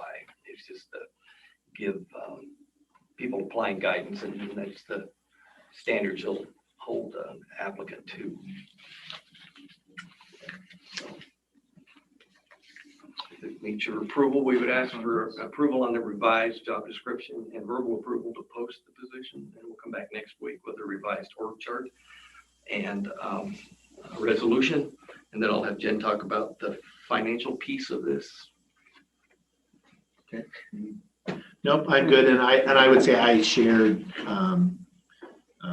I had some concerns in the first draft as far as it did seem to have a lot of emphasis on a 4-year degree and the experience that I was a little concerned. Those are great if people bring them, but I think there's some skill sets we're looking for that are not necessarily aren't available in somebody that doesn't have a 4-year degree. And in terms of experience, we also broadened that a little bit out, just the enforcement, a background in one, into many other different mediation, arbitration, the people skills and background that. I was curious on the one of them where it was a strikeout and it was a replacement. The stay calm, the old language was manage emotions in stressful situations, stay calm and curious when exploring conflict. I thought they both worked, actually. Well, courteous, I think is what we're going for, but yeah. I mean, maybe the author of the original one thought, well, curious helps. Yeah, curious helps. That's good. I think courteous is a better fit. Yeah, that's, yes. We did. Okay. Curious people look for solutions. Yes. So, yeah, I'm a yes. Go for it. And then in terms of the upcoming supplemental budget, which typically is the last one of the year, not always, but the third one is as far as moving funds into a new department. So Jen's got some general information there. I reached out to building inspection to provide some assistance on breaking down their budget because it looks like the compliance officer used to be divided up into 3 different areas within her budget. So they got back with me and I provided me some information. I reached back out for further clarification, but I was able to come up with a rough estimate of 30% of the expenditure budget. I would like to hear back from her before, I make anything formal proposal to you. But next week's when departments turn in their supplemental budget requests. So that's why we're working on it with Lynn, trying to identify the funds. The funds will follow the work. We'll create a new department, which will report, of course, like other departments, directly to the county commissioners. But rather than put that money in another budget, we'll create a codes compliance budget, our department, to put all the money in there. And with some increased funds for training, because one of the requirements is 40 hours of mediation training. And so, there'll be some startup training costs. So, and just a reminder, all of these are general fund dollars as well. We have some training opportunities during Board of Commissioner meetings between 1 and 1:30 for mediation. So. Get some experience. Something back here going, just move on. I have one final thing, if I may. Yes. So we do have verbal Yes. approval to proceed Yes. and then bring this back in a supplemental funds. Okay. Yeah. Long range planning. I talked to Mochi. We'd like to recommend or ask the commissioners feelings on posting the long range planner position with Prothman. We've got very little, if any, qualified applicants. The recruiting season, people don't like to think there is, but when school starts, people are a little less reluctant to move. Once winter sets in, they're even less reluctant to move. So this is kind of the end of the recruiting season, maybe our best opportunity. The cost of Prothman would be $6,400 to $7,200. They have posted these type positions before. Planners is one of the positions they have posted around the state. And if it doesn't get filled, we don't pay him. What was this incentive pay you keep talking? It's kind of like we keep doing what we've always done. We may get what we've always got and try and do something different. They have a much broader reach than we do. And Mochi's already posted it on the Planning Association, Okay, I was gonna ask. the state planning group. And it's been on, NeoGov and Indeed and all the job boards that NeoGov posts to governmentjobs.com. And so it could be an issue of salary, and it's a niche market. Long range planners are a rare commodity. It's a rare experience. So, Well, I'm loath to spend money on, but we committed to the position. We need to. We're not getting any results. How long is the contract open for? Do they keep pushing it out? we'll put it. They'll push it out till we have a first review date, and then sometimes they'll just leave it posted, till we tell them to take it down. So they sometimes leave it up. They'll take it down when we interview folks, but they're pretty good at work with. A lot of times they'll leave it up as long as they can after our first and second review. So, I guess. Yeah. the reason I ask now is because we would need to put that in the supplemental budget for Mochi to cover the cost. But if we have somebody just go through, LinkedIn and start, picking what we want, like other companies, because we talked about that. What's the cost of that if we get that? I don't know. You mentioned about $4,500. I haven't looked into the recruitment cost with the upcoming Also like budget. a headhunter where they actually go and. Well, if you have a recruitment leveler LinkedIn, then you can actually go Then into. you become the head. You become the recruiter, and you can seek out people that have Put planning out in their experience stuff or in their there. title. Yeah. So, And then, that's in essence the way you start doing it is you start having to track down and chase who you want.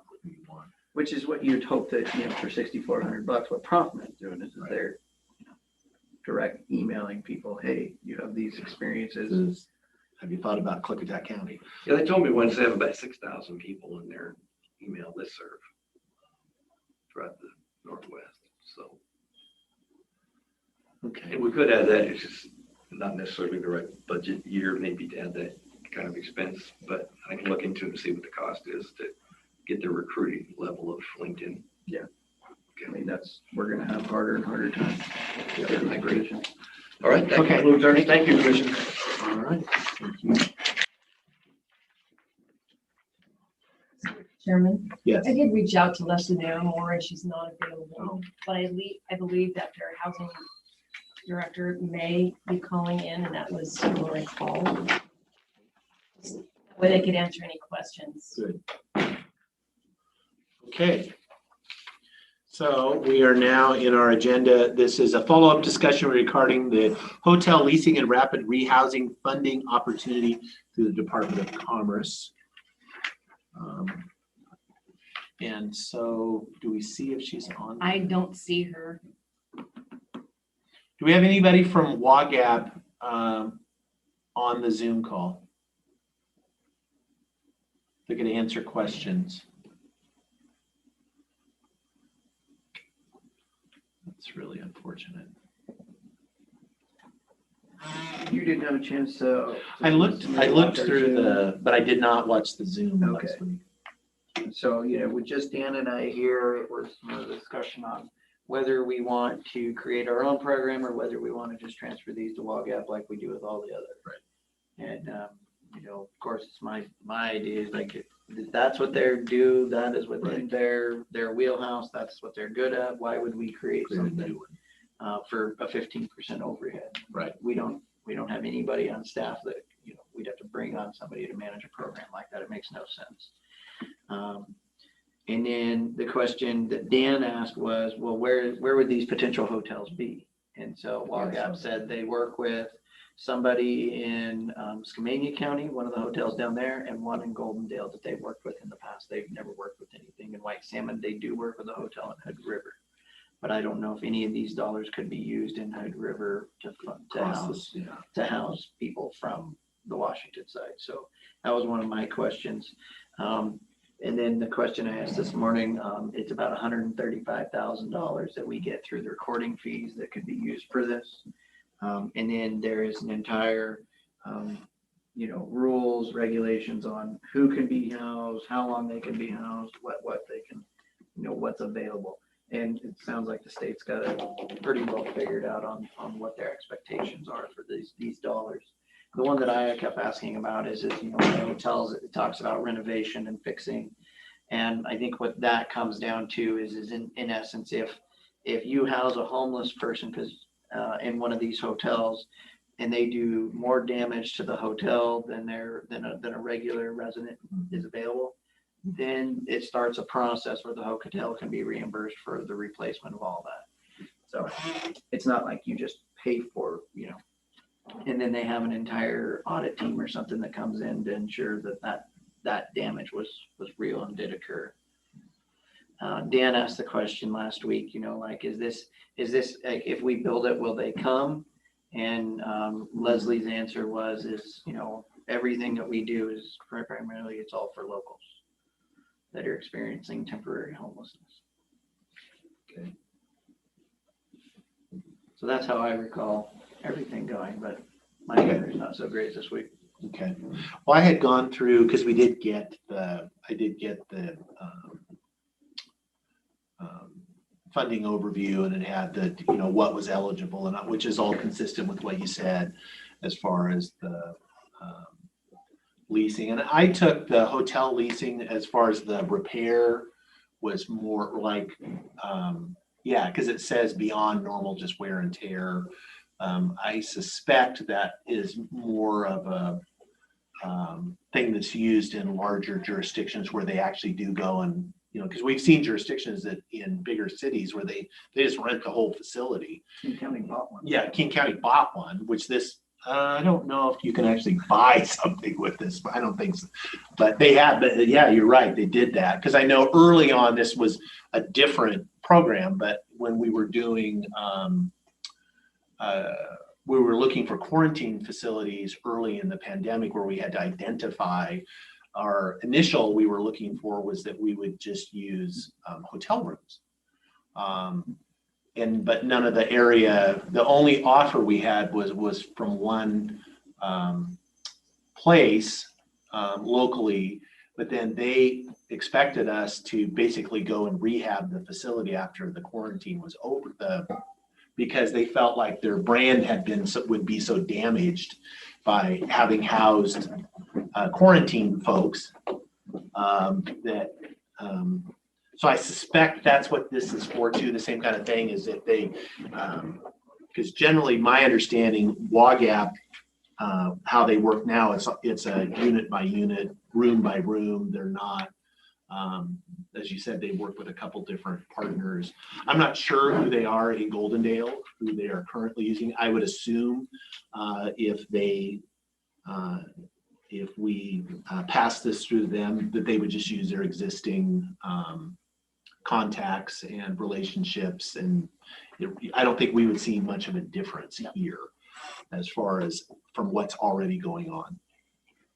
I would say for me, I'm inclined to, I don't want to set up a new program, especially it's it's just a one-shot deal. $130 some $1,000 is not a whole lot of money to set up a new program. And then who's going to administer it? This is what they do. It seems that that's the most efficient use of the money. So I would support that. You had some questions earlier. No. If you just, That helps. Okay. Yeah, because the funding, I understand what I know what $135,000 can do, and that's not a lot if you have to make a program. Right. It makes sense. I'm glad you. And I do see, as far as like folks that are, let's see, as far as who can, they do have to have income verification. It's not required at program entry, but after the first 90 days. Then and WAGAP deals with all this stuff all the time, because most of these programs, I'm on the housing authority and we administer the Section 8. And so we have to do the income verification annually, the certification on every single person in the program. So yes, ma'am. How many homeless are in Klickitat County? I don't know. They did one of those called point in time. It was a lot more than to be frank, I was a little skeptical, honestly, of what that the number was as high as what they were stating it was. But that is, I have to take them at their word, because they take a snapshot once a year where they go and identify, and they can be transient where they're the way through, but we don't have a big population of that as far as people moving through. Yes, ma'am. So my son was classified as homeless because he lived with me. Mm-hmm. And it was 3. So him and his 2 kids were classified as homeless through the state of Oregon. So are they truly homeless, or are they just living with mom and dad while they're getting back on their feet? Homeless. I can't answer that. I think there's some of that, what you're describing is included in that number. Okay. And that's what we attributed. I know we got the report from WAGAP, came and presented, that was probably 6 months or so ago. And we did, we had a conversation about that too. And then also the classification of homeless, like students too, like these was the same thing. And there are people that are same thing where they're couch surfing. Maybe they're staying with grandma part of the time and then with their friend, and they do count those as homeless people. But I can find that report and get it to you if you want. You have it. Look, see, Erin's just lickety split. Yeah. That's why she's a star. Please don't They served in their community needs assessment for 2020. They served 402 homeless individuals through their programs. I'm still pulling up what their actual count was. And was that for just Klickitat County, Erin, or was that for the multi? It should be for both. Hang on. Yeah, they have it broke in there to Klickitat and Skamania. So I think that's the combined number for So both. for all of Klickitat County, you served 400 and some, say 500 homeless? Well, yeah, it is. Mm-hmm. That might be Klickitat and Skamania County together, because they span both. But it was a big number to me. And we did, I remember we drilled into it pretty extensively because that was really shocking to me because we don't think of us as There's a having- lot of different definitions. There is a lot of different definitions of what is homeless. Do you want me to forward this to you? Or you, or? Okay. While they work on that. Yes, sure. yes, I yes, can yes. feel like Let's, it's, yeah. So we just had a follow-up discussion. We didn't have any change, any decisions on that. Okay. 'Cause Okay, Lee, When's the deadline? They need to, did we? I saw the 13th, but I believe I read somewhere that there's a little later one. I mean, do we need to make a motion to? That was my anticipation Okay, that you okay. would today. Mr. Chairman, I'd make a motion to move the hotel leasing and rapid rehousing to opt out, I believe is the proper term, so that the monies would move to WAGA. yeah, I would step down and second that motion. Any further discussion? Hearing the only discussion I would have is let's be absolutely sure. 'Cause I think you're correct, is that we have to opt out and it default goes to them. Yep. But I just want to make sure, Whatever. if that doesn't, yeah, I want Opt to, in or out, but. yeah, whatever it is. Right. We don't want to administer, we want WAGA to get the dollars. Yes, So with that, all those in favor say aye. Aye. Aye, motion passes. Mr. Chairman, I would make a motion to approve the consent agenda with 3 items. Did something get, I thought we had 4. It does say 3. Three. It does say 3. I thought, well, I got pulled. Well, now I'm gonna. Oh my gosh. There's 4 items, yes. 4 items. Or you choose your favorite 3 out of 4. Mr. Chairman, I'd make a motion to approve the consent agenda with the 4 items. Sorry, Scott. Yeah, you're out. I'll step down and second the motion to approve the full consent agenda. All those in favor say aye. Aye. Aye, motion passed. Pay the bills. Where did I just put it? There we go. All right, Mr. Chairman, I would make a motion to approve the accounts payable warrants in the amount of $202,317.89 and the payroll benefit warrants in the amount of 0 for the date ending August 9th, 2021. Okay, I'll step down and second that motion as well. Any discussion on the bills? Hearing none, all those in favor say aye. Aye. Aye, motion passes. All right, and then I have another. Okay, we have 2 APs. Yeah. All right, Mr. Chairman, I'd make a motion to approve the accounts payable warrants in the amount of 0 and the payroll benefit warrants in the amount of $778,952.42 for the date ending August 9th, 2021. Okay, I'll step down and second that motion. Have a motion and a second to pay the employees. All those in favor, say aye. Aye. Aye, motion passed.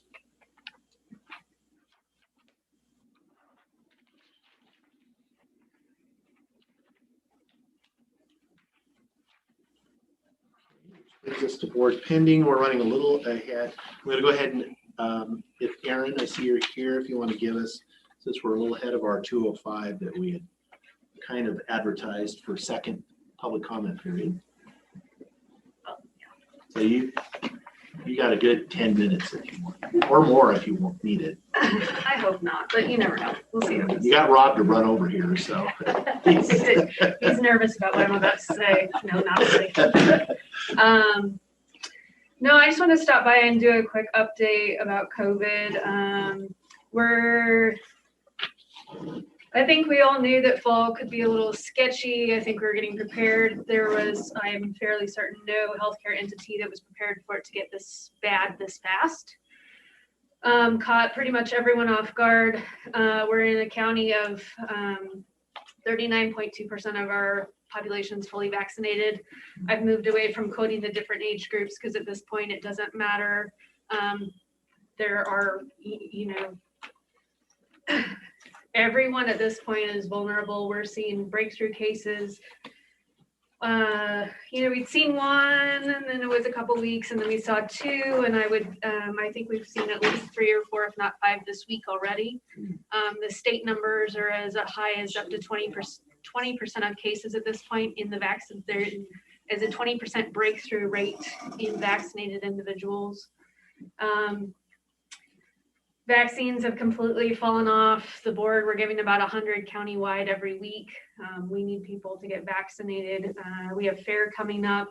We know there will be a lot of good turnout for there. Everyone's excited about fair. School starts 2 weeks after that, and are really concerned about what the next couple of months are going to look like if things don't kind of start to shift. The modeling that I've seen suggests that these numbers won't spike for another month. So even though we're seeing, I think we had 59 cases last week, so we're looking at that to continue to increase every week until sometime mid-September if the modeling projections are correct. 85% of the circulating cases are Delta. That should scare everyone. We're seeing that's part of the breakthrough cases part. We're seeing that it's more infectious. So before where you might get another household member potentially sick, or maybe a coworker, you're now getting 4, 5, 6 people sick, where the average originally with the original virus was 1 or 2. So just wanted everybody to be aware the hospitals are feeling overwhelmed with testing. So people aren't able to get in. If I called right now and said I'd like to get a test, I may not be able to get in for a day or 2, just because the demand is so high right now. North Shore, they were seeing, I think they said an average of 4 or 5 people a day, just kind of over the last couple of months for testing. They're currently doing 25 to 30 tests per day. They were full today by 9:30 this morning. They're asking people to go other places because they just don't have the capacity to actually do the testing right now. It's a staffing issue, it's a supply issue. It's not just our county, it's all across the board. So on the testing, are we still, do most of those have to go out? I mean, as far as to be processed, and then how is our lab capacity? Because, early on it was, it was a week to 10 days to get a result. And it was like, what's the point? We're at,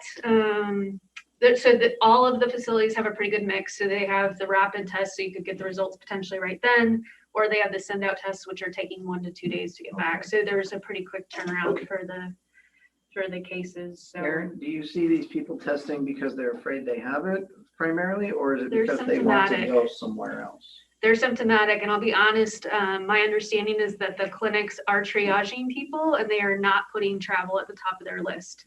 So you as a symptomatic person will get on the list to get tested before you as a traveler get. And that's just a capacity supply.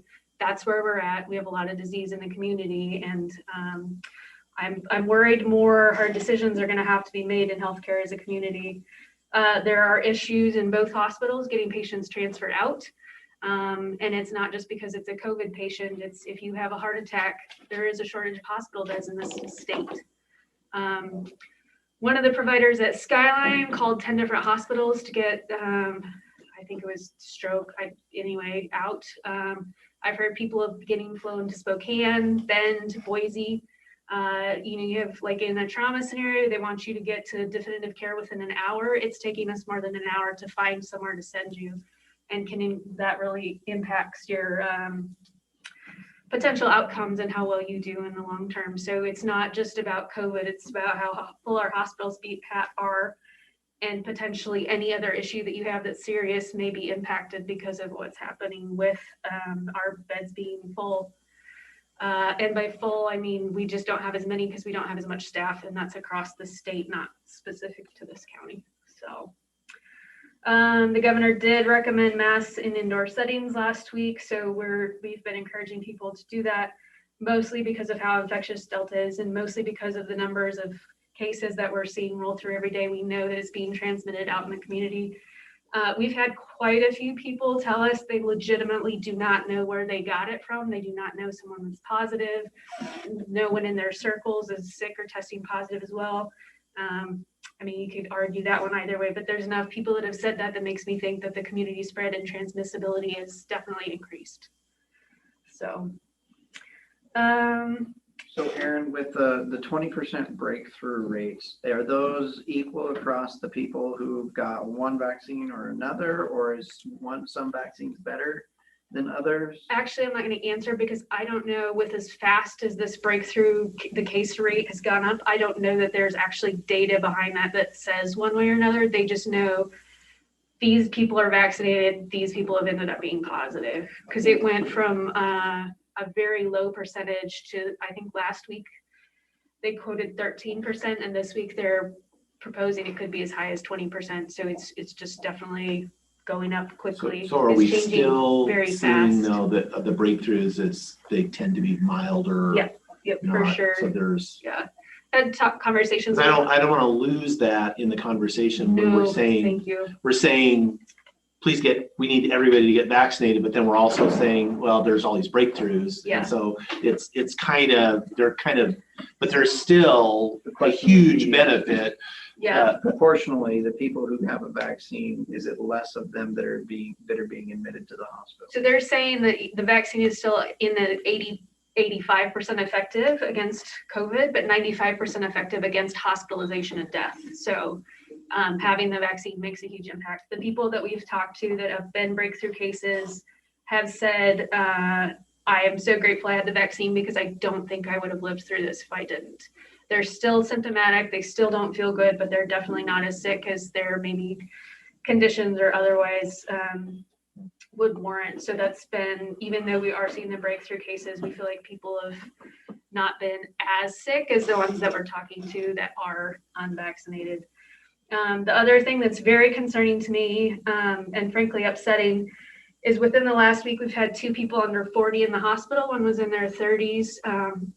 And we do have a minor right now that's in the ICU that had no other health conditions. So that should be truly scary for all of us. It's someone that's young enough that they cannot get a vaccine.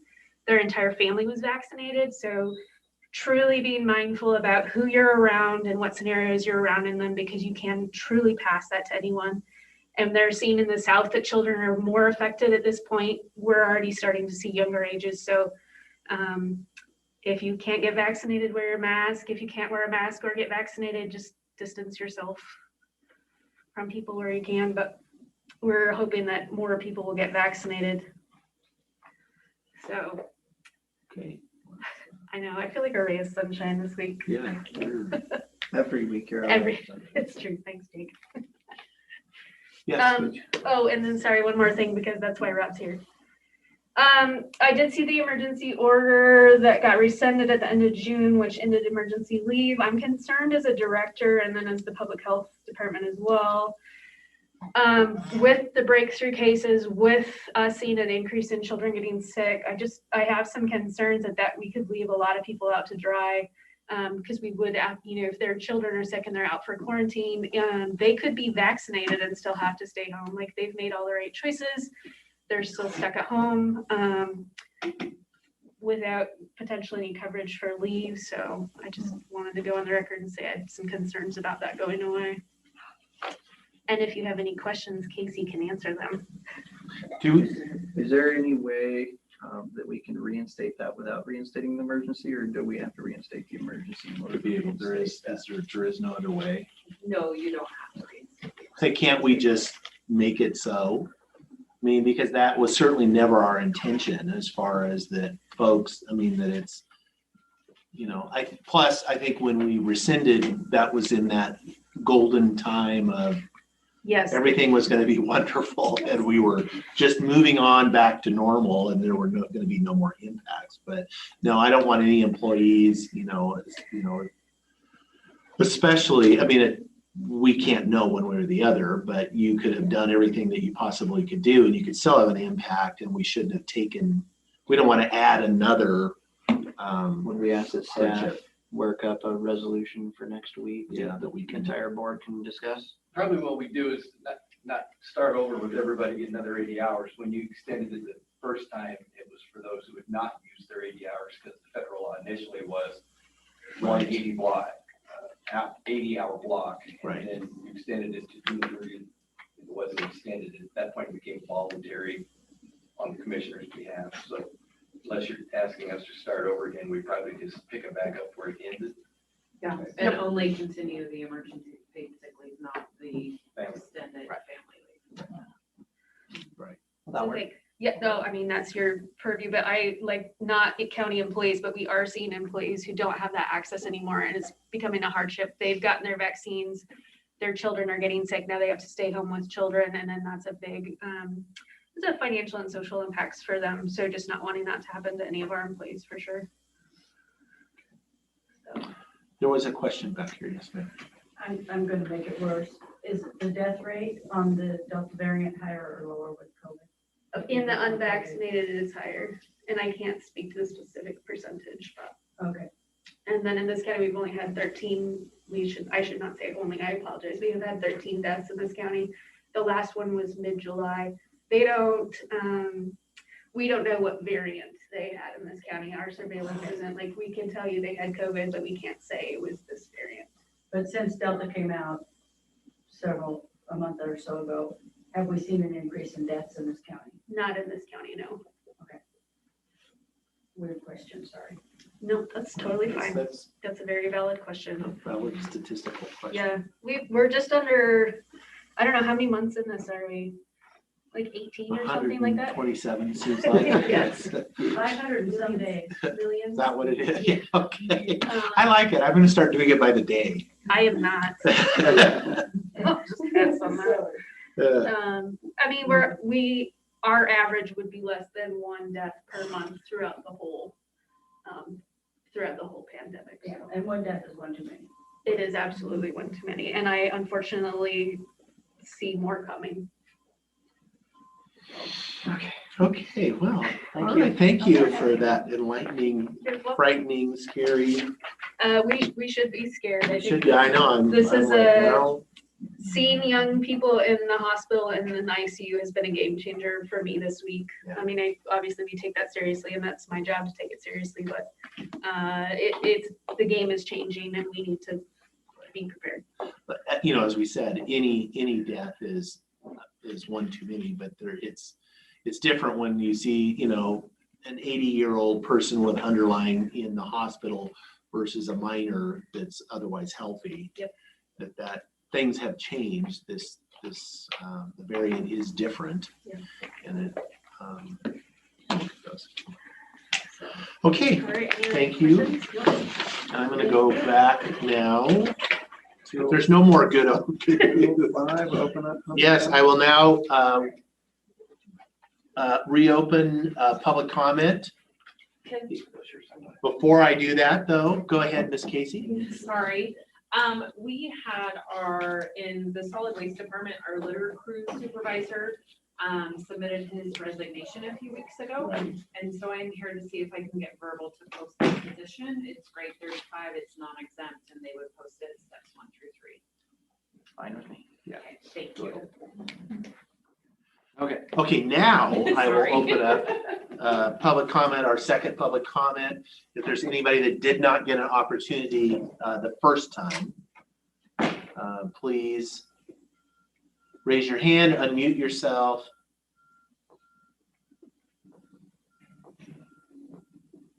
Am I seeing anybody?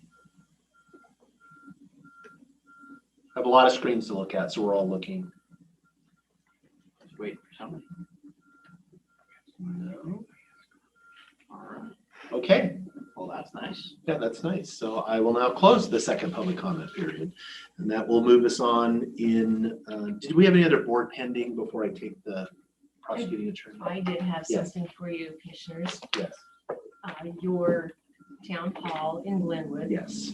Have arranged, they do have Wi-Fi, and have arranged to make sure we had Wi-Fi as well as a PA system. And I just wanted clarification,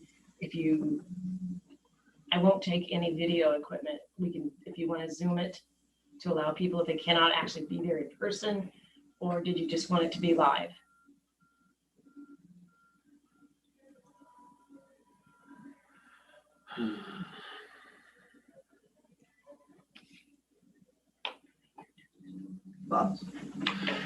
Well, typically, This is Commissioner Christopher, and I would say we do it live only. Public comment. public, yeah, you got in just in the nick of time there, public comment. Okay. Ooh, you know, Stop. Perfect time. Well, the door has spoken, so. The people that it affects up there are gonna be there. They're gonna be there. Most of them don't have internet anyway, so. Yeah, really, it's Glenwood. So Poor that's a cell really service. good, really poor cell service. So, yeah, I think we'll just do it live. We'll do it old school. And I will confirm with the school that PA system is available. I've asked for a table with some chairs. That way, if you guys wanted to set it up like you kind of did last time, would you like me to reach out to Representative Mossberger to see if she'd like to join you or no? I don't think so. I think I might have asked you that already. Yeah, I think, no, no, you didn't. I mean, I would defer to the board, but thoughts on that. But I think it's our decision. I think in some ways it kind of clouds issues sometimes when we bring the next, it's the same. I did let Representative Herrera Butler's office know we were going to be having it there. There won't be an opportunity, but again, because it's that almost has a closer connection because it's federal. There's a federal nexus there. But if they wanted to have somebody there to observe that it's a public meeting, they can certainly do that. But I think we'll limit it to the board and then the prosecuting attorney and then the sheriff, if he's able, or his designee, who's ever able to be, because there's definitely there's a law enforcement component, a big component. And so that's one thing we do need to kind of talk about is what our format's going to be as far as and I'm hoping that we can have some discussion with the prosecutor and law enforcement prior to the meeting as far as how we want the layout to go. And again, it's going to be a town hall, so I will I'll facilitate the meeting, but it's obviously our other elected officials are going to be participating. And we have a little bit of time on the agenda for next Tuesday to have that discussion. Yeah, so if we can have some time, thank you. Any other board pending? No? Okay, then we'll move on to elected officials. Update, prosecuting attorney, Mr. Cannell. I see you on Zoom. If you had anything to discuss with the Board of Commissioners. I'm going to hold off until next week until we have the full board. Okay. All right. Okay, sounds good. I'm going to take that as good news that there's nothing so critically on fire, legally speaking, that we have to deal with it. I can only control what I say, not what people hear. I'm going to choose to live in that world, especially after listening to Aaron. So, okay. Thank you, Q. Thank you. Any other issues then for the board? Mr. Chairman, I'd make a motion to adjourn. I will step down to second that motion. I have a motion and a second to adjourn. Any discussion? Have a good time at the beach, Dan. Yeah. Thanks for calling in. Hearing none, all those in favor say aye. Aye. Aye. Motion passes. I thought he was going to say Citizen Christopher.